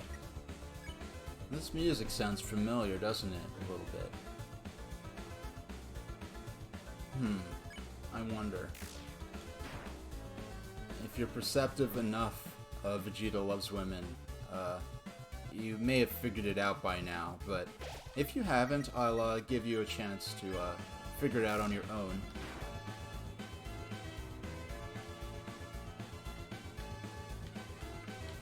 Okay, nice. Yeah, the Tem armor restores. Now it starts off at $10,000 or 9,999 gold, which is an insane amount of grinding. But each time you die, it decreases the price. So, okay. Okay. I'm not. Yeah, I never was good at that. Yeah, the Tem armor. So if you die enough. Yeah, so you have to actually grind deaths, where you deliberately go right outside the village and keep dying over and over. I think I could survive this next turn.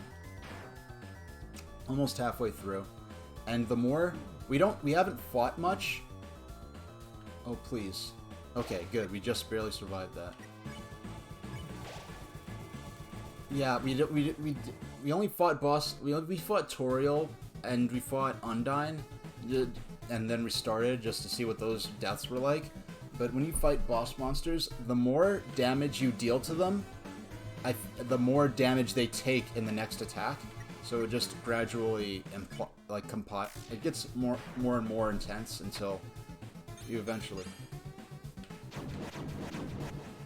I still messed that up. I thought that was orange, blue. Okay. Yeah, you gain back 1 hit point per turn with this armor. And I just really didn't want to spend too much time having to worry about deaths and retrying bosses and stuff like that.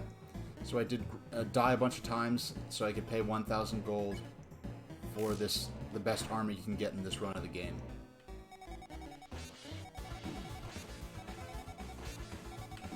Ooh. Okay.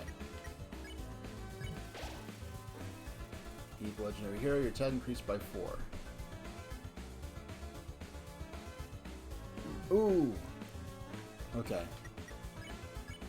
Could definitely. Yeah, I mean, this is the toughest. Orange, blue. Orange, blue. Why did I take damage? You have to move when he's orange, and then you have to stay still when he's blue. I don't know. I guess I'm just not getting the timing right. But yeah, this is definitely his bullet patterns are the most difficult to. Where did we? I'm sure we've seen attacks like that somewhere earlier in the game. But. Yeah, these bullet patterns are the toughest to avoid, but this is supposed to be the final boss, so that's rightfully so. Ooh. Okay.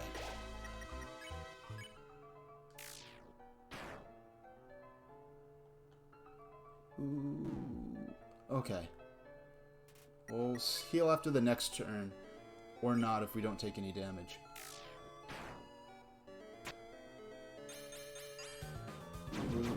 Orange. Okay. I think I do believe I'm going to win in the next turn or two, but just for safety's sakes, we don't have to replay things. I went ahead and healed. And you do have to grind just to get that many Metaton healing items. Okay, next... If not the next turn, then the turn after that should be it. Yeah, it's interesting how they scaled this game so that even at level 1, because we never got any experience points, therefore we never got to level up, even at level 1, it's still... Now, mind you, I'm making this look way easier than it actually is, and that's we got him. This is how I thought the Toriel fight would go more, where when you get to a certain point, it just takes him down to 1 HP or something, or the battle just ends automatically. But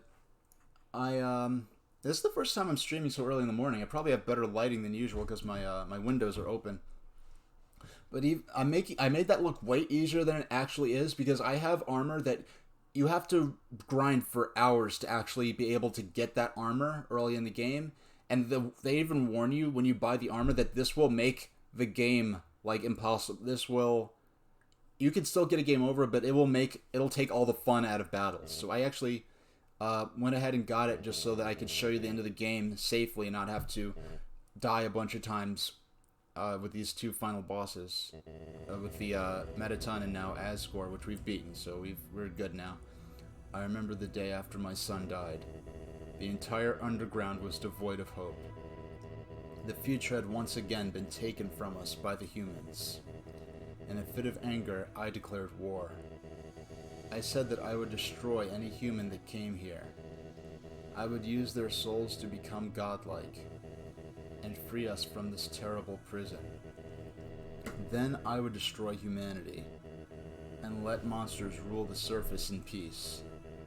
Soon the people's hopes returned.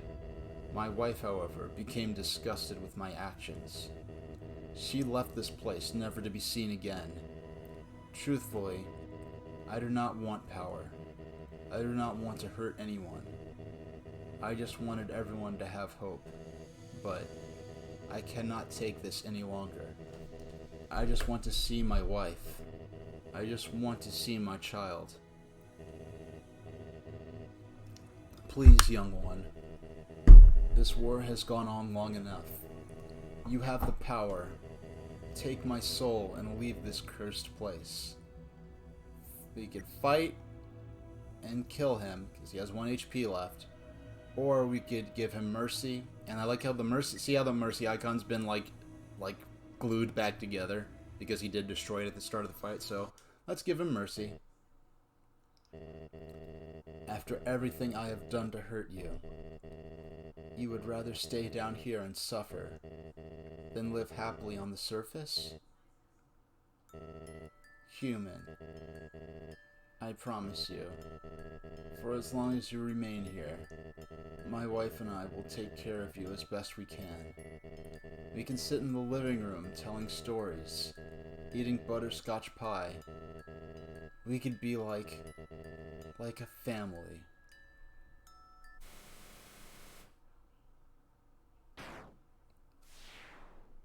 Uh-oh. Where have we seen that bullet pattern before?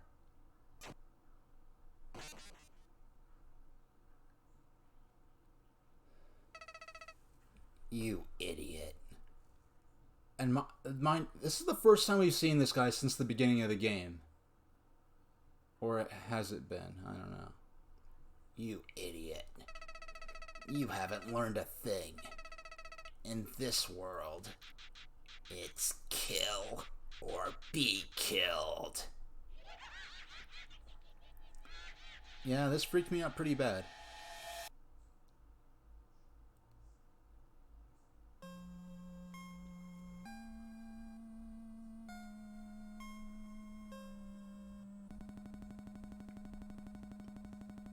Uh-oh.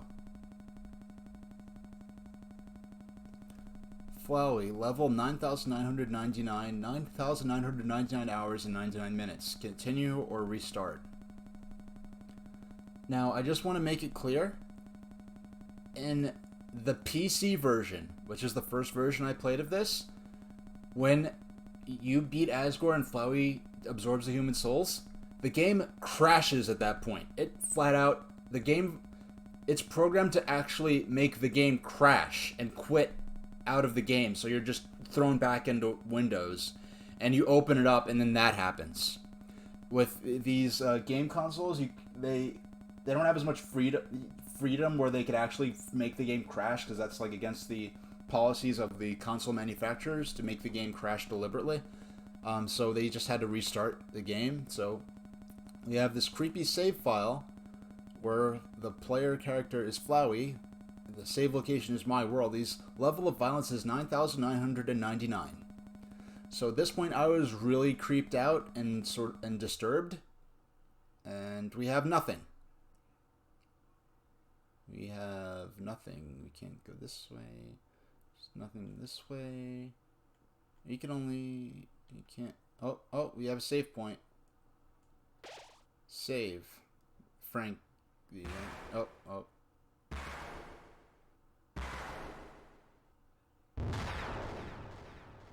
Yes, we have gone full creepypasta with this. We have gone full, like, you know, the cursed Pokemon Gold, creepypasta. You know, we've gone full, you know, My name is Flowey. Flowey the Flower. I owe you a huge thanks. You really did a number on that old fool. Without you, I never could have gotten past him. But now, with your help, he's dead. And I've got the human souls. Boy, I've been empty for so long. It feels great to have a soul inside me again. I can feel them wriggling. Aw, you're feeling left out, aren't you? Well, that's just perfect. After all, I only have 6 souls. I still need 1 more before I become God. And then, with my newfound powers, monsters, humans, everyone, I'll show them all the real meaning of this world. Oh, and forget about escaping to your old save file. It's gone forever. But don't worry. Your old friend Flowey has worked out a replacement for you. I'll save over your own death so that you can watch me tear you to bloody pieces over and over and over. What? Do you really think you can stop me? You really are an idiot. I was so freaked out at this point when I first played this. I wish I could have been in the room the first time you played this. And if you'd gotten this far, I really wish I could have seen your face in person, but...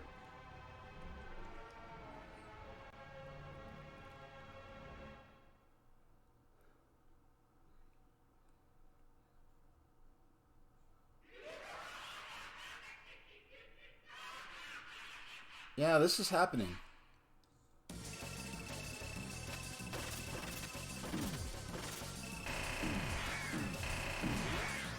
And I have to... I can't dodge. Oh, fight! Oh, it's only done 1 HP damage. Okay. Yeah, so that was pretty intense. And you're never waking up.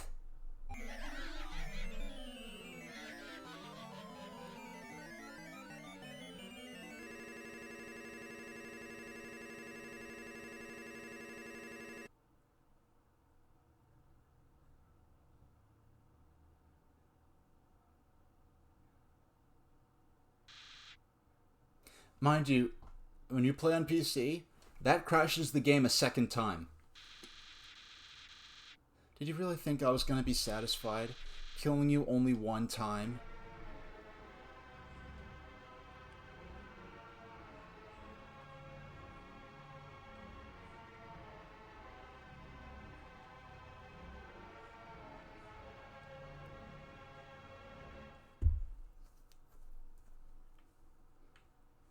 So we're doing this again, and nothing's changed, so...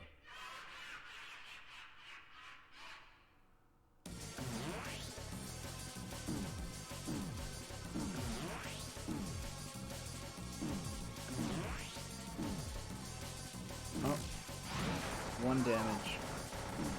Okay.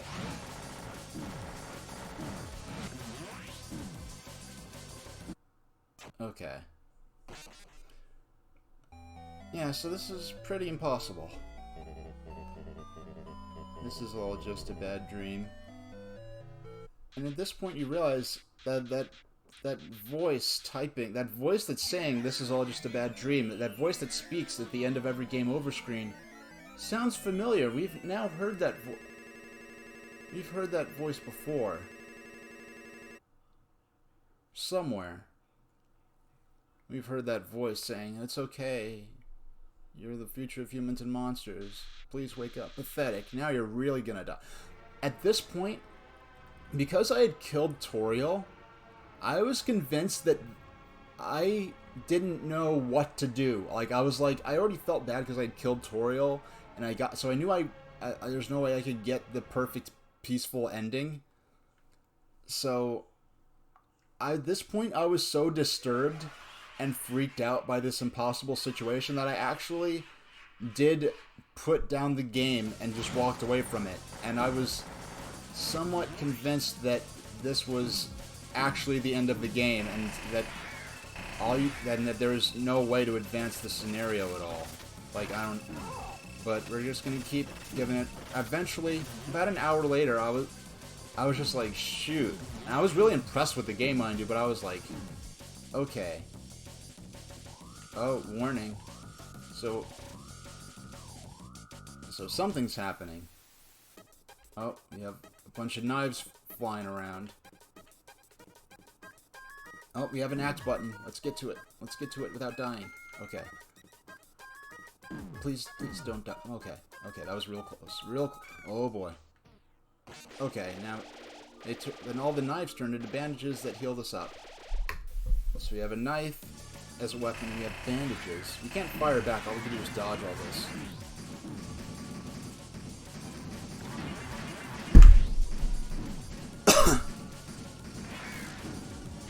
4 damage. There's a bunch of bombs with Cloud's face on it. And I love that freaky... what I love most is that Zordon-like... That evil Zordon sort of looking face in the TV monitor. Oh, we have some gloves flying around. Okay.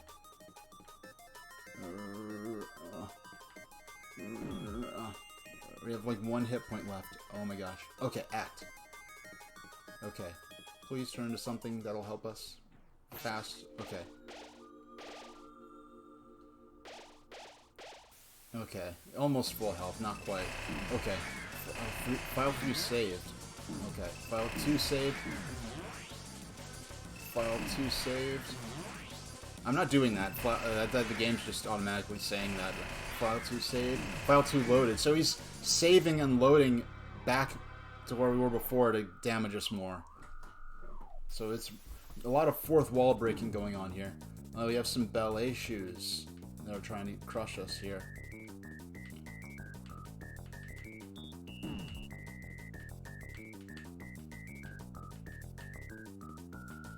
Act, you called for help.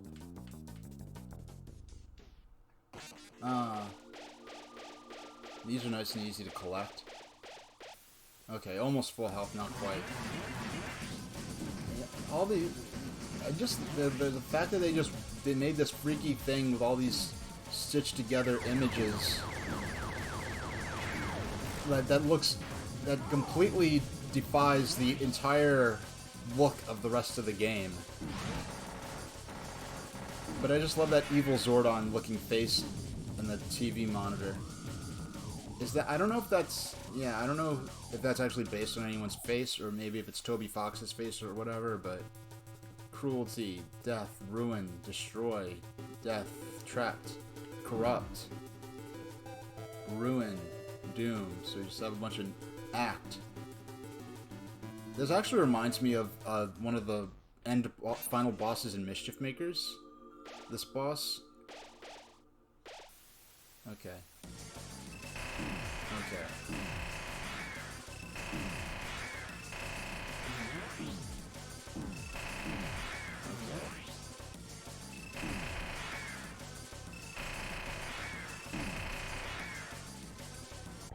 Okay. One of the favorite things I love, I don't even know if he's even used these yet. When you start shooting, like, fingers that have flowers on the end, like, what is that even supposed to be? I think this is supposed to be just little fireballs and act. And they turn into... I personally think they're eggs because of the reflection in the hole part. But some people think they're... Some people say they're donuts. I think they're eggs because of that little reflection in there. Nah, that's the more traditional flowy means of attack. The little circular bullets that... Okay, this is getting a little crazy.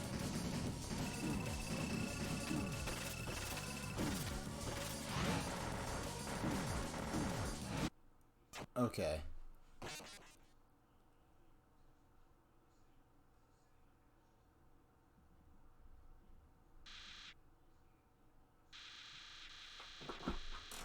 How do you even realize what will happen if you defeat me? And mind you, Flowey's been saving repeatedly, so we don't have to do all of that over. But because he is saving the game for his own purposes, so that he could reload the file and damage us more, but his damage restarts, so.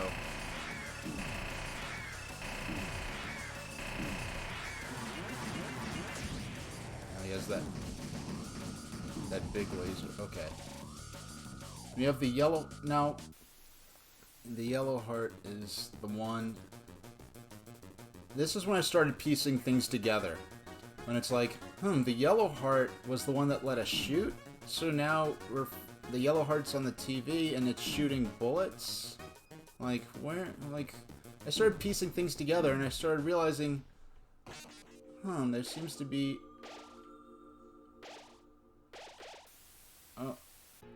a correlation between all the things that attack all the objects that are attacking us whenever these hearts appear on the screen, and like as we had first thing you get a toy knife, then you get a glove, then you get a notebook. So like all the different weapons we found are things associated with these different souls, which maybe I'm spoiling a bit your ability to make this out for yourself, but these are all the items and armor that we found, like the apron, the weapons like the notebook and the toy knife. All these different things are things that the other children who fell into the underground before us all owned.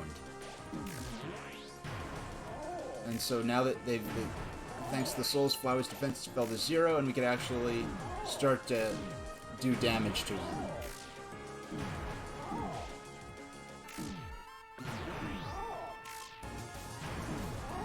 Okay.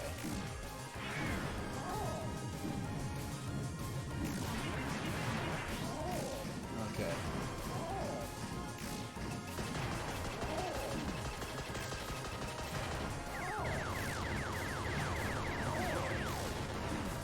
Okay, we're doing more damage with each attack, so we have to get to that fight icon. I'm just spamming the A button right now.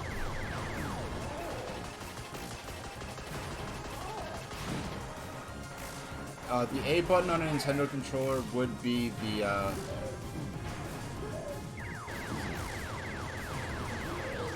the A button on a Nintendo controller is the B button on an Xbox controller, if you're more familiar with that. Oh.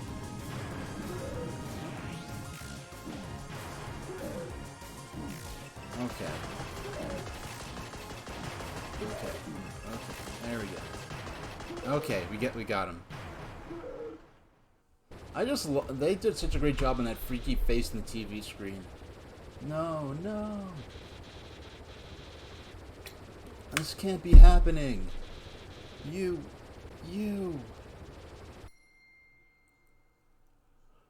Yep, file 3 loaded. I like how when Flowey saves, he saves to file 3. File 3 loaded, file 3. And I can't get away from this. This is just...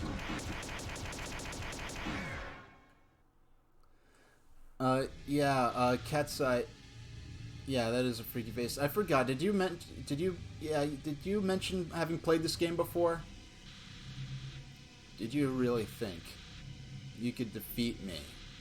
I am the god of this world. And you are hopeless. Hopeless and alone. Golly, that's right. You're worthless friends. Can't save you now. Call for help, I dare you. Crying to the... At this point, I was like...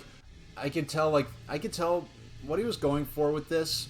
It was kind of, you know, akin to the Gyges battle and at the end of Earthbound, where it's really grim and creepy and freaky, lots of freaky images and sounds, and a little fourth wall breaking. To spoil the end of Earthbound if you're not familiar with that. I didn't say how it's fourth wall breaking, but you called for help.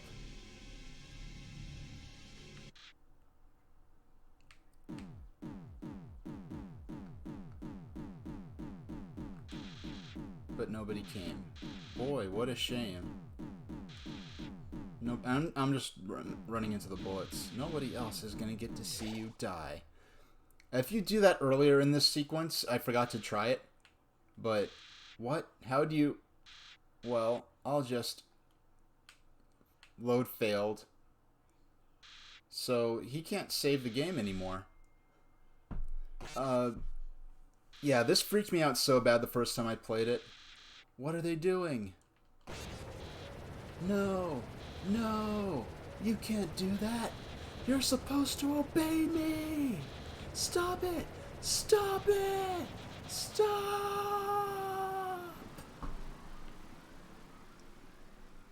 Alright, Cats, I'm glad you don't mind seeing the ending.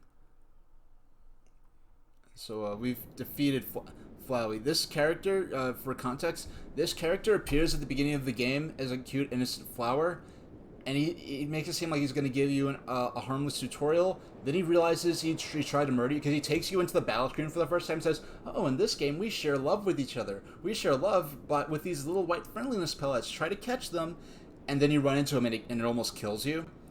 And that's when he says, oh, I'm going to share my love with you. And that's before you realize that love means level of violence. So now we could kill this guy right now, or we can give him mercy.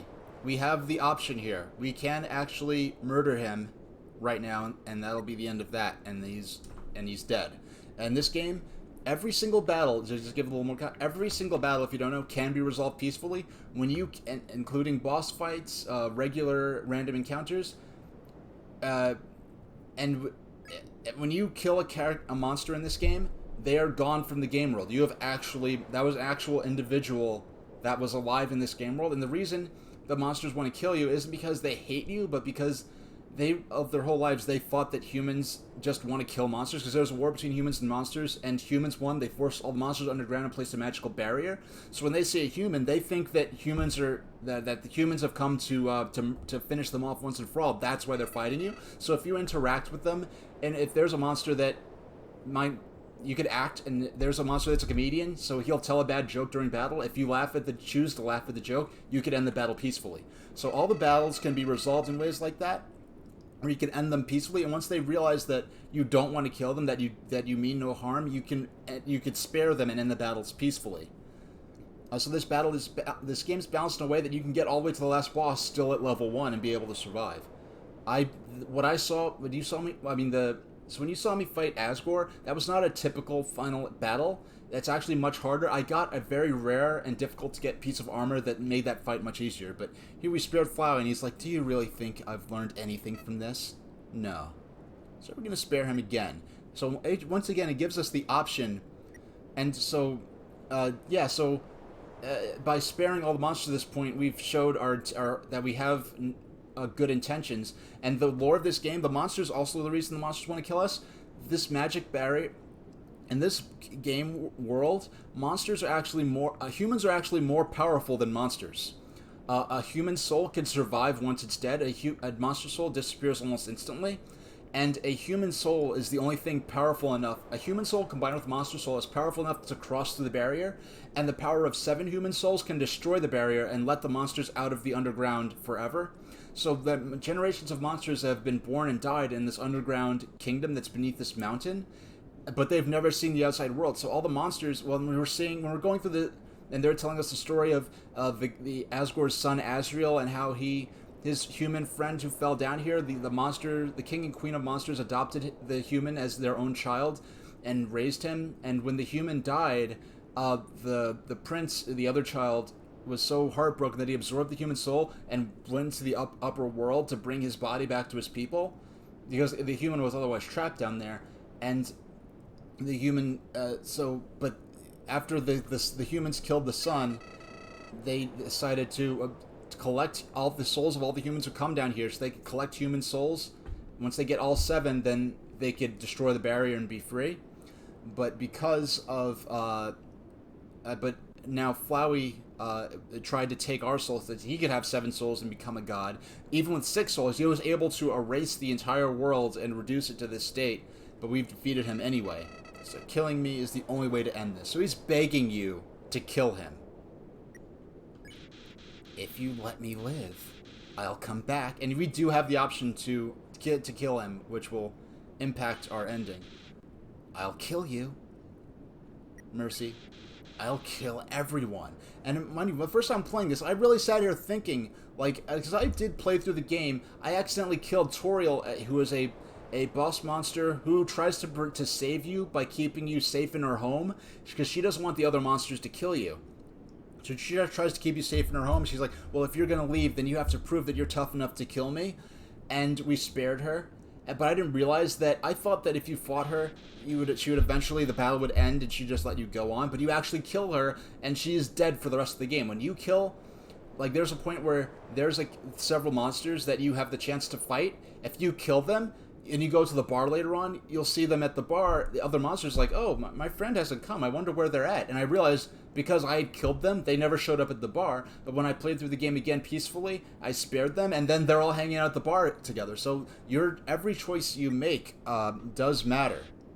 So, and Flowey does not understand the concept that we're giving him mercy. He only understands destruction and trying to be the most powerful, and he doesn't understand. Oh, and let me tell you something. If you could watch the VOD of this, I didn't discover this till later, but as I was showing Frank the different ways you could end the game, or you could play, if you kill Toriel and then restart the game, which I didn't do, I killed Toriel, but I kept playing. If you kill Toriel, restart the game, go back to your save file, and then spare her, Flowey will appear, and he'll say, oh, so you managed to spare her. That's real cute, but I know what you did. You murdered her and felt bad about it and went back to your old save file. Don't think you're the only person who could save. It actually says, like, I used to be able to save until you showed up. Now I can't save the game anymore. Now only you can save. So I'm just going to step back and let you see what you do in this world. So Flowey actually, like, he knows that saving exists. And now he doesn't, he's very frustrated that we're not murdering him. Why are you being so nice to me? Even though I threatened you and I'm going to come back. I can't understand. I can't understand. I just can't understand. Flowey ran away. So he fled. He ran away because he couldn't understand why we would be. And by the way, this here is actually how the game begins. This scene right here. This little spotlight where Flowey was, and we go through the gate, and Undertale. That's the game. And that is actually the game. Well, we go through the intro part, and then when you go through the gate to the rest of the game world, it says Undertale, and then the game proper starts. So we just have the quick little credits here. Flashy. So Toby Fox was the mastermind. He wrote this. He did all the writing, or most of the writing. He gave the concept for the game world and most of the writing, and then you just had a little crew of people who helped him with the. I wonder what. And then now he's. So there's additional credits in this version I'm not used to seeing because I'm used to seeing the PC version that had fewer people working on it. He actually made this in Game Maker originally. He and Toby Fox did all the music for this himself. Oh, our phone is ringing. Ring, ring. Hey, is anyone there? Well, I'll just leave a message. So, it's been a while. The Queen returned and is ruling over the underground. Now, she's instated a new policy. All the humans who fall here will not be treated as enemies, but as friends. It's probably for the best anyway. The human souls the king gathered seem to have disappeared, so that plan ain't happening anytime soon. But even though people are heartbroken over the king, and things are looking grim for our freedom, the queen's trying her hardest not to let us give up hope. So, hey, if we're not giving up down here, don't give up wherever you are, okay? Who knows how long it will take. But we will get out of here. Sans, who are you talking to? Oh, nobody. What? Nobody? Can I talk to them too? Here, knock yourself out. Wait a second. I recognize this number. Attention, human. I, the Great Papyrus, and now Captain of the Royal Guard. It's everything I've ever dreamed of, except instead of fighting, we just water flowers. Mind you, the people calling me here are the bosses that we encountered. Some of the bosses that we encountered earlier in the game that we became friends with. So that's ever so slightly different. And we're helping Dr. Alphys with the research. Dr. Alphys is that yellow lizard scientist lady that we were talking to before. She's going to find the way to get us out of here. Undyne is helping her too. Undyne is another one of the bosses we fought. To be honest, her method of helping seems kind of explosion-inducing, but I think Alphys likes having her around. Uh-oh. Hey, what are you up to, punk? Yeah. Please don't noogie the phone. Hey, who's in charge here? Me? Oh yeah, that's right. I quit my job as leader of the Royal Guard. That's Undyne. One of the tougher fights in the game when you fight her. Actually, since we won't be fighting anymore, the Royal Guard has been totally disbanded. There is only one member now, but he's extremely good. Yeah, he is. Come here. Please don't noogie the skeleton. Anyways, now I'm working as Alphys' lab assistant. We're gonna find a way out of this dump once and for all. Oh yeah, and I'm a gym teacher at the Queen's new school. Did you know I could bench press 7 children? Awesome, right? Hey, I'm sorry about what happened with Asgore.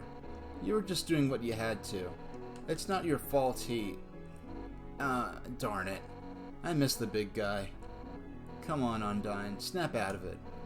I guess I'll tell you how Alphys is doing. Well, she's the same as ever. Maybe a little more reclusive than normal. Seems like something's really bothering her. But she can get through it. We're gonna get through the rest of the ending here. I'm there supporting her. That's what friends are for, right? Hey, wherever you are, I hope it's better than down here. It took a lot of sacrifice for you to get there, so wherever you are, you have to try to be happy, okay? For our sakes. We'll feel better knowing our trouble was worth it. We're all with you, everyone is, even the Queen. Hey, wait a second. Toriel, you wanna... yes, and that reveal there, she says she's busy. That reveal there was revealing that the Queen was actually Toriel from the beginning of the game. Which was not made... You had to infer that. You had to, infer that through the evidence in the game, but that line there made it obvious, or explicit, that Toriel was actually the Queen of the Underground and Asgore was the king. And Toriel and Asgore's son was Azrael, the prince who died in the backstory with the first child who fell down here that died, and then the prince also died, sadly. This thing's almost out of batteries, so have to cut this short, but be seeing you, okay, buddy? Now, just the ending, the dialogue you get depends on how you acted throughout the game. That robot we fought, Metaton, was Alphys' friend and actually a robot that she built herself. If you end that battle violently by destroying the robot, the ending here actually directly implies that Alphys committed suicide after you destroyed Metaton. So it can get pretty dark. And actually the ending I got, I felt so bad. And actually Undyne, Alphys has a huge crush on Undyne. Yeah, and I killed Undyne on my first playthrough because I couldn't figure out how to spare her. You actually have to run from the battle to end the battle peacefully. So I did not realize that. I did not realize at all that. Now, oh, here's Flowey again. Why? Why did you let me go? Don't you realize that being nice just makes you get hurt? Look at yourself. You made all these great friends, but now you'll probably never see them again. Not to mention how they've been set back by you. Hurts, doesn't it? If you had just gone through without caring about anyone, you wouldn't have to feel bad now. So I don't get it. If you really did everything the right way, why did things still end up like this? Why? Is life really that unfair? Say, what if I told you I knew some way to get you a better ending? You'll have to load your save file and, well, in the meantime, why don't you go see Dr. Alphys? It seems like you could have been better friends. Who knows? Maybe she's got the key to your happiness. See you soon. So, if we had killed Flowey, we would not have been able to get that hint about how to get a better ending in this game. That ending there, for the most part, that ending is basically the ending that you get no matter how you act during the game, whether you kill monsters or not. But, well, I mean, you could kill some monsters, get a similar ending, but in that ending, if you spare Flowey at the end, Flowey will tell you just to start to reset and start a new file. And this one, because we didn't kill any monsters and get any EXP, Flowey will tell us to go meet Dr. Alphys, because we befriended all these characters throughout the game. Dr. Alphys is the only character that we cannot befriend her until after we beat the game normally. And in this game, saving, loading your file, resetting is an actual event that happens within the lore of the game world. So here, we befriended everyone except for Alphys. So now we actually have to go back and, now that we've saved the file. So let's save the fact that we did all this. But here we are, we're at a save file. But we've saved, so, like, within the game's deeper lore, we have not faced Asgore yet. But within the lore of the game itself, we've actually beat him, killed him, went through that fight with Flowey, saw the ending that happens once you leave the underground, once you leave all the monsters behind, and Flowey said, hey, you could save and load. Why don't you, now that you've seen what happens, why don't you go back and be better friends with Dr. Alphys? And that will get us the true pacifist ending to Undertale, which we will play through some other time. We will play through that some other time, and for now, let's save. Let's switch to our. Where is it? I have all these scenes here. We want to go to. No. Excuse me. This is where I need to look. No wonder I couldn't find it. We need to go to our test thing here. Let's give us 5 minutes. And we will switch. We just got through the neutral ending of Undertale. We're gonna switch to Sonic 2 on the Sega Game Gear, and we're gonna play that with my actual childhood cartridge of Sonic 2, played emulation free in HD using the analog Mega SG system, which I'll show you in a second if you're just joining us. So give me 5 minutes to stretch and switch our consoles out. And we'll be back for give a good 40 minutes of Sonic 2.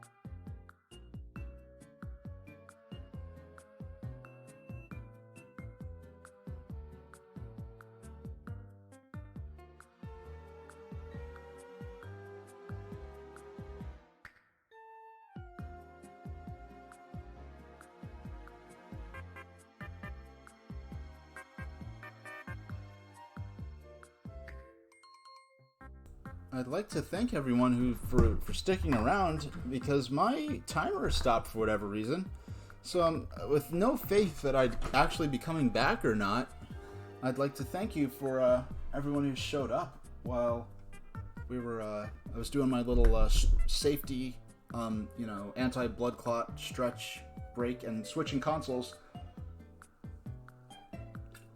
We were playing Undertale before, but now, no, we're not playing Undertale. We are playing Sonic the Hedgehog 2 for the Sega Game Gear. And this is my own childhood cartridge of Sonic 2. So we're gonna play that for. Let's restart the timer there. We've got. Let's set the timer to 30 minutes and go. And this console I'm playing on is the Analog Mega SG. It is an FPGA console, a field programmable gate array, which what that means, if you're not familiar, is simply that rather than the Retron consoles, which use you could use your cartridges with a Retron system, but what it does is you put your cartridge in, and the system pulls the ROM off the cartridge and then runs the ROM in a software-based emulator. Whereas the Analog Mega SG here, it actually it plays the game in real time off the cartridge, because the chip was engineered to basically simulate all of the chip basically emulates all of the internal circuitry and workings of the consoles that it plays. This is a Mega SG plays a Sega systems. It basically plays all Sega systems except for the 32X.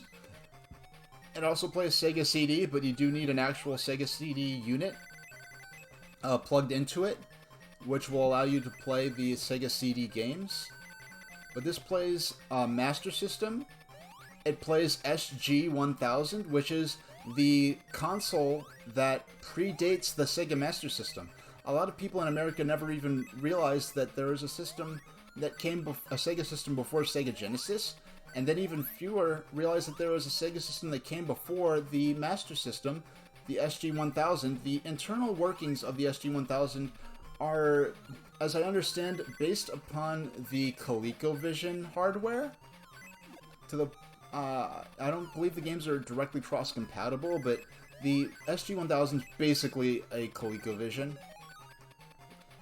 And they made the Sega Mark III, which was then localized for Europe and South America as the Sega Master System. And then it plays the Sega Genesis, or Mega Drive as it was originally known.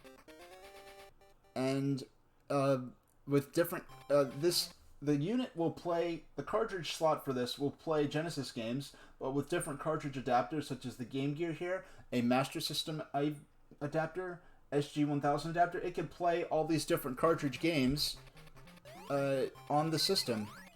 So basically all of Sega's gaming history for home consoles. It also plays the Sega My Card games, which were those were used for the, I believe, the SG-1000. There were some card-based games, as well as on the Mark III / Master System. So basically, all of Sega's home console gaming history, up until the 32X, is playable. I believe they may or may not be some way to play 32X games natively on here, but I'm not sure. So pretty much all of Sega's pre-Sega Saturn console library, including the Game Gear, because the Game Gear is just a very slightly more powerful Master System. The Master System was the home console, but they adapted that hardware into the Game Gear, and I guess the technology had advanced on the Game Gear to the point where they were actually able to get a better color range out of the Game Gear than was possible on the Master System. So games that were built from the ground up for Game Gear tend to have a better color range, but due to this very slight difference, it is impossible. There's no cartridge adapter that allows you to, that I'm aware of, that allows you to play Master System, there's no cartridge adapter that lets you play Master System games on the... that lets you play Game Gear games on the Master System. On the other hand, the Game Gear has an official adapter that lets you play Master System games, but it doesn't work the other around. There's no Super Game Boy style device for Genesis or Master System that lets you play Game Gear games on the home system. But you can play Master System games on Game Gear, and you can play Master System games on Genesis. And as I understand, I may be slightly mistaken, from what I remember hearing that the Master System somehow has, even though it has less horsepower, it somehow has a very slightly better color range than even the Genesis. And so the port, they've done very fan-made ports of Master System, and they've done crude ports of Game Gear games to Master System and Genesis, but they have slightly inferior color range. Oh, shucks. Now, this boss here is as far as I ever got as a kid when I was playing Sonic the Hedgehog 2, because this boss is impossible. Well, it's not impossible. It was impossible as a kid because I never got past him. But it's a very challenging boss, because for this game, as well as the for the first Sonic game, for 8-bit Sonic game, which appeared on Master System and Genesis, Sonic the Hedgehog, in that game they made it so that if you were playing on the TV, they made it with the TV in mind. So the battle arenas were larger for these boss fights, but then when they made the Game Gear version, they had to make the battle arena smaller to accommodate for the reduced screen real estate. Oh wow, that was a glitch. Oh, I survived that because of a glitch, only to then get taken out by the next cannonball. Because I wasn't ready to make that movement, because I wasn't ready to get to be on that side of the screen. Yeah, imagine being so excited to get to play. And mind you, I grew up with Game Gear.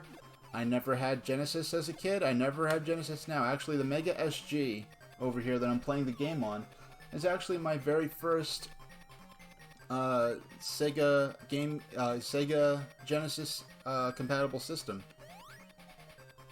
Okay. I know, I remember being surprised as a kid that Robotnik actually saved Sonic here, only to throw him into this death trap.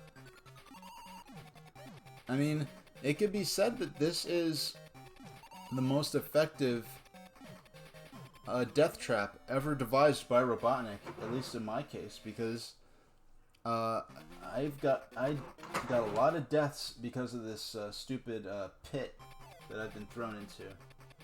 I just want to give my my high-speed train power car a bit more of the spotlight, because I do like it.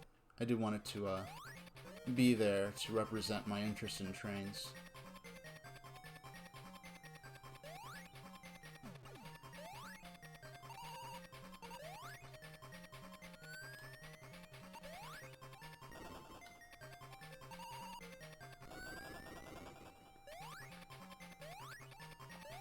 Now, this part is cool. I mean, the first Sonic game for Game Gear and Master System, the first 8-bit Sonic game was made by... I have to focus here so I don't die. And if I don't die here, I could actually progress the game a bit. Jump.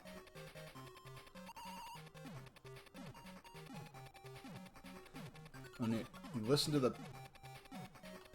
Oh my gosh. When you... Yeah, by actually... I try to use the sound cues to end... This is something I'm very familiar with. The game over screen is Sonic 2. Because I never beat the game. I never even got past the first world. Excuse me. It's 8:30. I started streaming back at 6, so... And I woke up at 5 to get the stream ready, so I am a little tired. Now, it is a total lie that Tails is even in the splash screens, because, What happens? I never always take the below ground route. What happens down? What is up here? I never really explored it. Yeah, I just... Oh, gosh. I mean, you get a lot of rings for coming up through here, but... Oh, my... I forgot. There's a 1-up up there. I mean, it's really impossible to miss that 1-up. Because... Let me make sure I turned on my microphone again. Yeah, it's okay. I have turned on my microphone. That would be something if I went through all that. And... Is there... Okay, there's no way back up. So... You have to choose here whether you take the upper route or the lower route. I mean, this is underground zone, so you might as well take the underground path.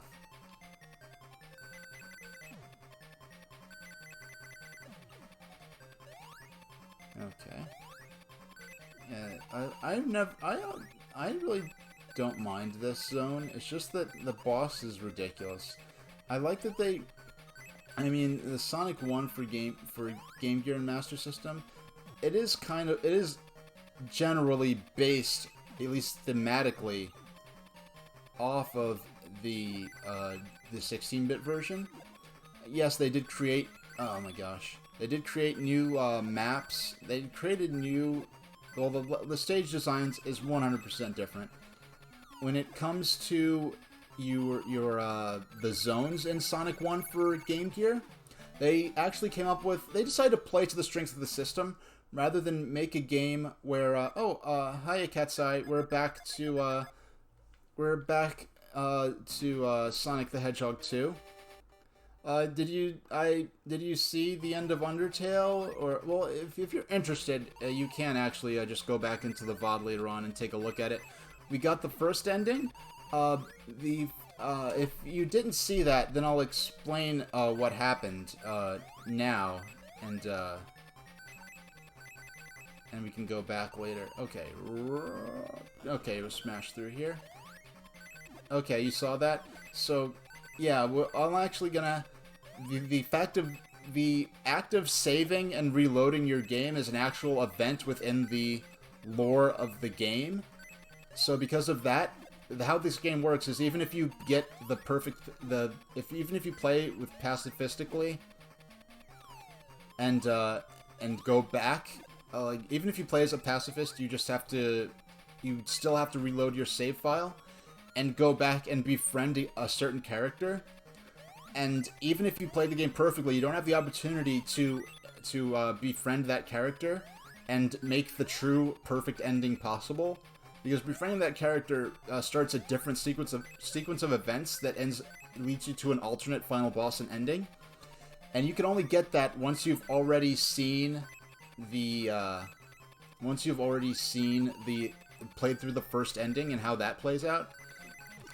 And Flowey will come back and be like, well, hey, if you really did everything perfectly, how come everyone still ended up, you didn't get a happy ending, even though you try to make everyone happy. So why don't you load up your save file and try to befriend Dr. Alphys and see what happens? Because the implication is that because Flowey can save and load, he's encountered so many different courses of events and to so many different characters that he actually may have some insight as to how you could make things turn out better for your ending. But if you choose to kill Flowey, you don't have that insight because he won't give you the hints on how to get the better ending. So that's one of your... Like, if I had killed monsters during my end, he would have suggested that I restart the game and start a new save file. Whereas here he just says, hey, just load up your old save file and see if you could become friends with Dr. Alphys. So it does fourth wall break a bit. But I was really shocked to learn earlier... sorry, I don't have everyone's memorized, but Kyle TX500, who is a streamer I've watched a couple of times, he was playing through... The last stream of his I really properly caught, he was playing Super Paper Mario on the Wii. He was playing through Super Paper Mario on the Wii, but he did a little research for me. He found out that Aspect... Oh, I almost got over that cannonball and actually cleared the... almost actually survived that. Aspect, who made this Sonic games, they made Sonic 2, Sonic Chaos, and Sonic Triple Trouble. they also made Sonic Blast, and Sonic Blast is not a blast. It is one of the worst It is the worst 2D Sonic platformer, without dispute. I think the worst 2D Sonic platformer is Sonic Blast. Basically, Sonic Blast, in advertising, like if you watch the commercials in the North America for Sonic 3D Blast, they also show the Game Gear version as, they show the box for the Game Gear version. And they basically market Sonic Blast as the handheld counterpart to Sonic 3D Blast on the Mega Drive. And Sonic 3D Blast is a 2D Sonic platformer that kind of uses the same graphical techniques that were used to make. It uses the same computer image graphics that Donkey Kong Country on Super Nintendo used, where they were able to have computer graphics on a less powerful system, where it theoretically shouldn't be able to have graphics like that. And they basically, I feel like Sega told them to, hey, make a Sonic game using those cool computer graphics, but those graphics made the game. Well, Sonic's sprite was gigantic. So you have this clunky, slow Sonic game with computer graphics that are supposed to be impressive, but instead they just aged very poorly, whereas the sprite work in Sonic Triple Trouble, which was the ultimate, in my opinion, Sonic 1 is always going to be my favorite, but Sonic Triple Trouble really is the ultimate, in terms of the technical achievement, the ultimate Sonic 8-bit game, where they were really flirting with rivaling the gameplay and visuals of the 16-bit games. Okay, there we go. Almost fell into the lava there. Don't want to do that. Don't want to lose all my rings. Oh, I keep falling for that. I have to learn to not do that. And I also have to remember, I do want to explore the upper parts of the stage and see what I know there's at least one up I could access when I take the upper path. But it's interesting, even in this first stage, having these multiple paths you can take.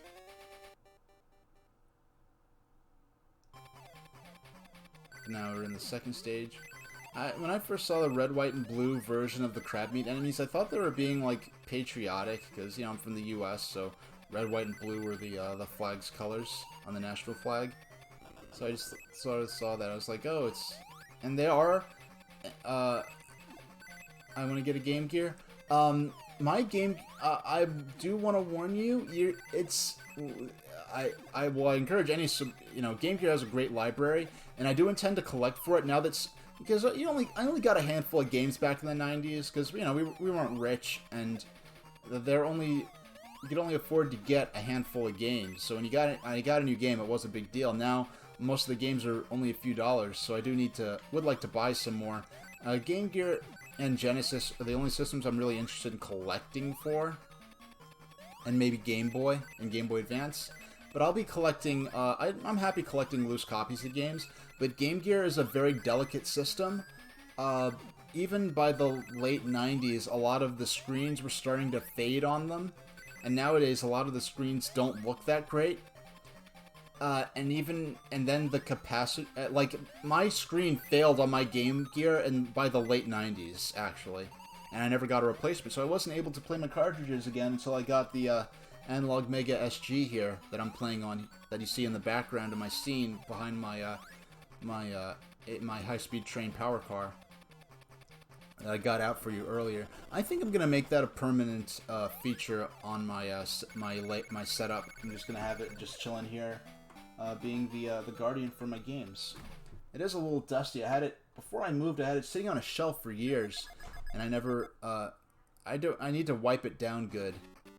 Okay, I will. So then, any train nerds who come in will see that Super Train Station H. It's not just a random name.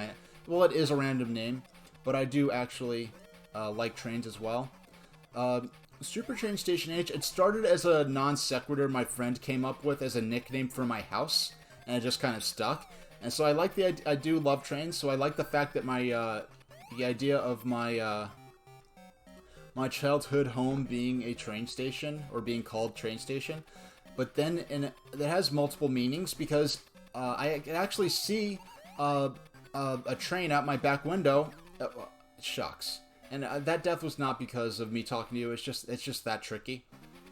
I've actually got good at. I've gotten a lot better at avoiding the cannonballs, actually. But I could actually see trains out the back living room, out my living room window growing up. So I'd be watching cartoons, and every 15 minutes the A train would go by. On the peninsula where I lived, I was maybe 1,000 feet from the. I was about 1,000 feet from the Atlantic Ocean, and about 10,000 feet from Jamaica Bay. So I lived on an island on a very narrow peninsula, where if you walk five minutes in one direction, or 10 minutes in, or about 15 minutes in the other, you would reach, a vast body of water. And, actually, let me show you something, Cat's Eye, because I know you're into this train stuff. You moved house last year, so you can't see them, but you could hear the trains? Okay, that's cool. It's nice to be, let's see. Stepney. I'm just trying to pull this up as quickly as I can. But, okay. I'm going to pull up 2 images for you. Here's one of my character and his doorworm on the Bluebell Railway, and that my friend Kita Space Cat drew for me.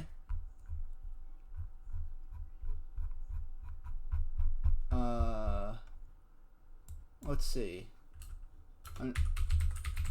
Excuse me, I'm just I wasn't planning on this, so I just have to try to pull up these images as quickly as I can. And I think you're the only one watching, so it's not so... Oh, actually, I do also have this. I forgot about this. I'll just post a link to the Tumblr post. Here is that's a post, that's some art my friend did of me, and there's of my my alter ego there. I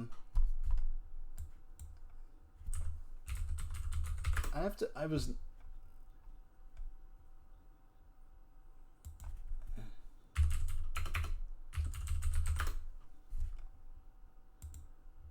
okay, let's see if I could pull this up quickly. If it takes... Okay, here we go. This is what I wanted to see. Actually, I'm just going to direct link to direct.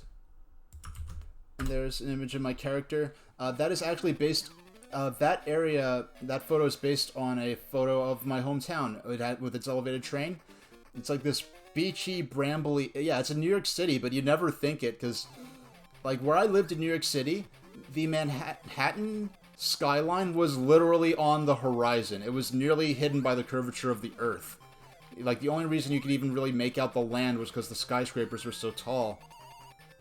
And that's the train. So what I drew was me as my my character, my sort of alter ego, and my doorworm. And the doorworms are sort of my personal mascot of of my channel and my website and stuff like that. Looking at Stepney from the Bluebell Railway and some of the Pullman cars they restored there. Oh, okay.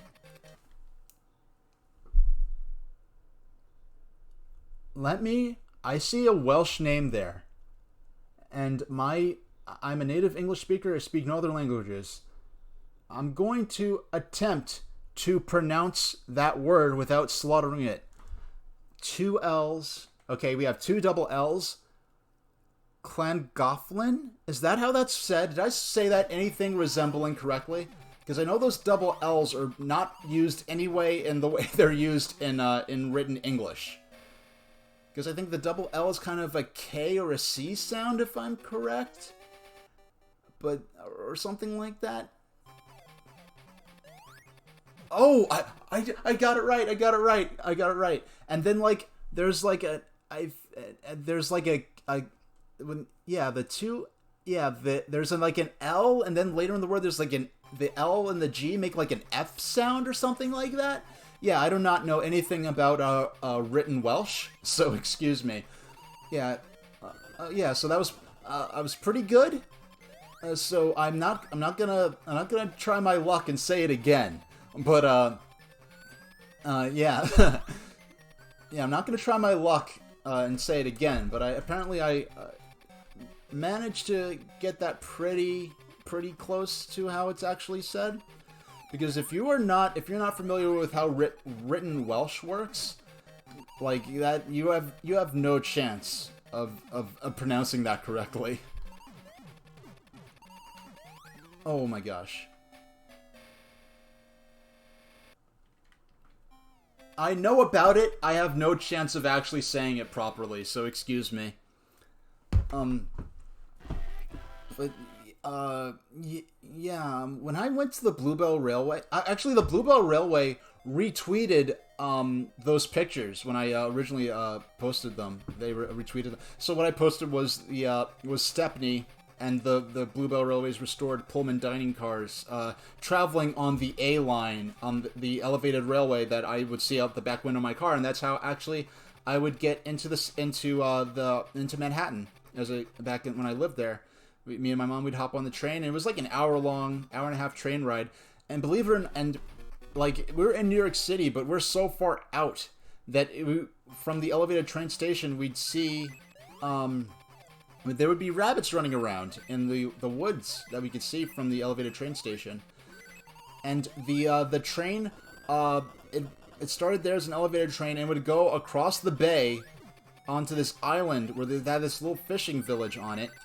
And when you're looking at all this, you're actually going through a wildlife preserve. The A train of the New York City subway goes through a wildlife preserve, and before it heads into mainland Brooklyn. Oh yeah, I got my love of trains from. Well, I could see the trains out my back window.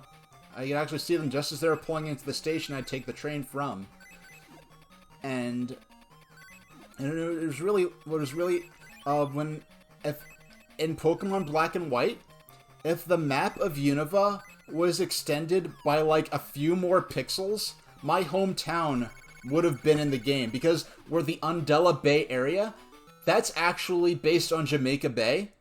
And I lived on a peninsula that enclosed the bay. So when you're in Undella Bay, you're actually in the body of water that I would have seen out from the train. You know, and crossed, like, that area is actually, when they made Pokemon Black and White 2, and they extended the map of West Unova to include several towns that were in the first game, if they had extended the map of Unova West, and if they extended the map of Unova West based on the actual map of New York and New Jersey, if they extended the map east instead, my home neighborhood would have been in the game. So, like, that's how close, that's how close I was to actually having my own town be in Pokemon Black and White 2. But they extended it west instead of east, so they expanded more on the New Jersey-based side of the map rather than the Queens side of the map. But yeah, so it's cool being canon or nearly canon. Yeah, maybe I'm not familiar. I didn't do any research into what towns they based different aspects of Galar on. I do know they inverted the map of Great Britain to suit their game design, which they have done in the past, like the island of Kyushu, which the Hoenn region was based on. If you look at the actual island, they rotated the island by 90 degrees to suit the gameplay they had in mind for how you'd progress through the region. So they reoriented the map of the island in Japan that Kyushu is based on. Yeah, so the regions they've included in the Pokemon games so far in the main series are Kanto is based on the actual Kanto region in Japan, which is the area around Tokyo. Then, I forgot what region Johto is based on, but it's based on the region to the west of the Tokyo area. And then Hoenn is based on the island of Kyushu. And then, what is next? Then Sinnoh is based on the island of Hokkaido, the upper large island in Japan. And then they based it on New York and East New Jersey for Unova. Then they made the next region was Kalos, which is based on France. And then the next region was the next. Yeah. Well, let's see how far we can. Let's see if we can make it through the end. Let's see how far we can get, because that's my timer for the end of the stream. Because the stream ends in, so just basically, like, I will end the stream as early as when the timer runs out, but I'll play a few minutes more. And then, it was based on France, was Kalos, and then they did a region based on, Hawaii, that being, oh, go figure, at the end of the stream, that, now, I never actually beat this boss as a kid, because this was such a hard game, so I never actually, got to get to the second zone. And so I never played. I'm playing on my childhood cartridge right here, and Sonic the Hedgehog 2. I'm playing on my childhood cartridge, and yeah, that's one thing I warned you about. A lot of Game Gears will need restoration of some kind. Even in the 90s, the screen on my Game Gear failed, so you might want to look for a refurbished or restored Game Gear that had the capacitors. The capacitors need to get redone on them because they'll eventually start to leak. And the screens tend to go on them. I don't know if those are one and the same, but those are things I hear about people talking about. So I never actually... Now look at how bad this level design is. You can't see what's coming, so you have to take a leap of faith and assume there's going to be a platform there. And you can't see down. Well, you can, like, aim down. If you pull down, you can look down and see that the spikes are there. I don't... So I'm going to show you before I end the stream, because I do have a few viewers. Yeah, you start in Scotland, but it looks like it has weather more based on how the southern part of England would be. But, oh, they treated me so good at the Bluebell Railway. They were like, you came all the way from New York just to see us? They could not believe that a couple of people who I had booked the trip with knew I was coming, but, like, the second day I was there, I was only there the late afternoon of the first day, but the first day, I'm at East Grinstead, so I'm at the southern end of the line, and... the driver, I almost said engineer, the driver of the train, steps off, and he's like, oh, you must be the fellow from New York, because the word had got around fast that, hey, there's this guy who came out here all the way from New York City, and he isn't just stopping by here, he didn't just visit here on his vacation, he is here for the week, doing everything he can, and getting the most. Now, what the problem I'm having here is the hang glider. There's no control. I don't know how to operate this hang glider. It doesn't work like Super Mario World, where, like, right now I'm rocking the D-pad back and forth, but I'm not getting enough height. And they try to be nice by giving you a little bridge that falls away that you can actually survive if you have rings. If you could survive the bottomless pit there, but you can't get to the rest of the stage unless you are able to successfully operate the hang glider through to the other end. Every world in this, every zone in this version of Sonic 2 has its own unique vehicle attached to it. The underground zone, it's a mining lava area, and like mine caves and stuff. Oh my, so here I'm just tapping up, and I just drift down. So, yeah, that's not gonna work. So I'm gonna go through this one more time, and then I'm gonna call a stream and send you off to someone, if I have any people I know that are streaming right now. I'm going to continue playing this, and I'm also going to be playing. I haven't decided what else I'm going to play this week. I've been playing, like, this last week. This is my third and final stream of the week. I was playing Sonic 2 and Mario Party 2 on the Wii U Virtual Console. Today I played Undertale for my friend. I got through the ending. I'm gonna do at least one Undertale stream, or maybe, you know what, I might finish Undertale off stream, actually. If, Cat's Eye, you're in chat, if you'd like me to go through the true ending, and the true, like, final ending and area of Undertale, because it's a different dungeon you go through, and you have to go on a date with the character, and it's all real funny. So if you'd like me to maybe do that on stream sometime, maybe I'll do that next Saturday, a week from now. But otherwise, I'm just going to be playing probably Sonic 2, maybe Mario Party 2. And then I'm going to, you know, I like doing my... Okay, so just for you, Cat's Eye, now, mind you, if I did finish Undertale off stream, I would have did it as a Let's Play on my YouTube channel. If you... there's a link to my Twitter in my info box, and through Twitter you can find out my... Okay, oh, you're into Mario Party 2? That's one of my favorite games of all time. If you've seen the... I don't know if you've seen the VODs of the streams I've done.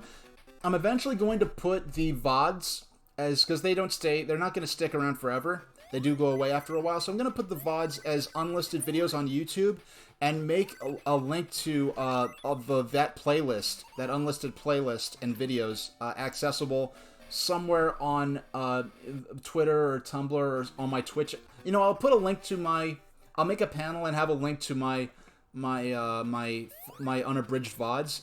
Because if I didn't do Undertale on stream, I would do it as a Let's Play, a static Let's Play on my YouTube channel.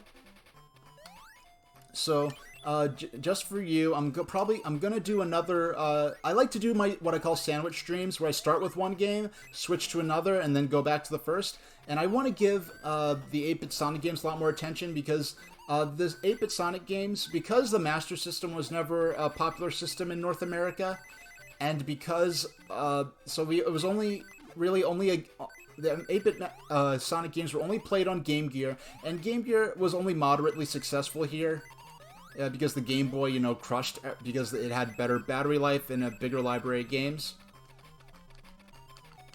Oh, thank you. Yeah, I tend to announce an hour before I go live, and then once I actually do go live, this is my first morning stream. I've only been streaming for a couple of weeks. This is my 6th stream. Yeah, I tend to stream right now on Tuesday, Thursday, and then alternating weekends. It's my Tuesday. I haven't publicly announced my schedule, but I know for this week, based on my appointments. Fortunately, I work in an industry that hasn't really been affected by the pandemic, so I often make my own hours and and schedule my own appointments because my background is in writing. I won't go into detail on that now, but so my streaming schedule is based on, my appointments and work hours. I announced it at the beginning when I have a sense of what's going to be going on. So this week it'll be Tuesday and Thursday and sometimes Saturday. I haven't looked at what appointments or whatever I may have on Saturday. But so it'll be Tuesday and Thursday at 4 p.m. Eastern Standard Time, which will mean it'll be hey, I haven't nailed anything down yet. 4 o'clock Eastern for me. For you, Cat's Eye in the UK, that'll be 9 o'clock at night in UK time. Are you gonna be okay with that? Because I am streaming. I'm gonna do Mario Party just for you. Well, I needed it. I was thinking about it anyway, but now I have an excuse. Would 9 o'clock your local time be good for Mario Party? If not, I can maybe do it at 3 or 2. Or would you like 4? 4. Okay, so 9 o'clock UK time, 4 p.m. Eastern Standard American time. I will be doing. Okay, we're gonna call it there. So 4 o'clock Eastern Standard Time, 9 UK time on Tuesday and Thursday. I will be doing Sonic. Maybe I'll do. At some point, I'm going to do a stream where I just grind Sonic 2. I do shorter streams, usually no more than 5 hours. So I'll do... Let's see if I can... I'm going to do some research, see if I can find if the manual for Sonic 2 explains how to use the hang glider. And if not, if maybe there's some walkthrough on how to use it, because I've been trying for hours now. Thank you, Cat's Eye. Thanks for watching. It's been a blast. So for Tuesday and Thursday at 9, and sometimes Saturday... On Saturday, I'll probably do Sonic 2 and Undertale. on Tuesday and Thursday, I'll probably be doing Sonic 2 and Mario Party 2. I love Mario Party 2 so much, I've actually taken stats and statistics on it, which I'm actually collecting right now in my my playthroughs. I'm playing on the Wii U Virtual Console, so the game looks great in native HD. And so let's see if anyone is around for me to raid. Let's see if there's anyone around that's nice that you maybe know already or... Alright, I'm gonna send you guys over to Sean Trebek. Okay.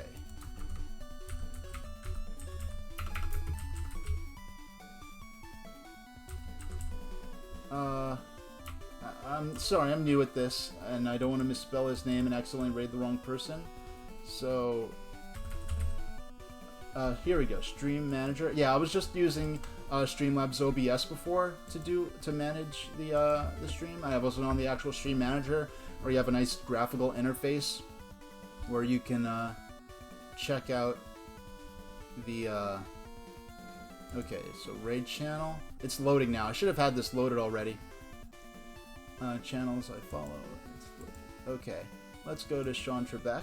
He's playing Rise of the Tomb Raider. So he does a lot of retro as well. So check him out and say hi. And when you show up in his chat, say stand clear of the closing doors, please. All right, I'll see you around. Thanks for watching. See you Tuesday at 4.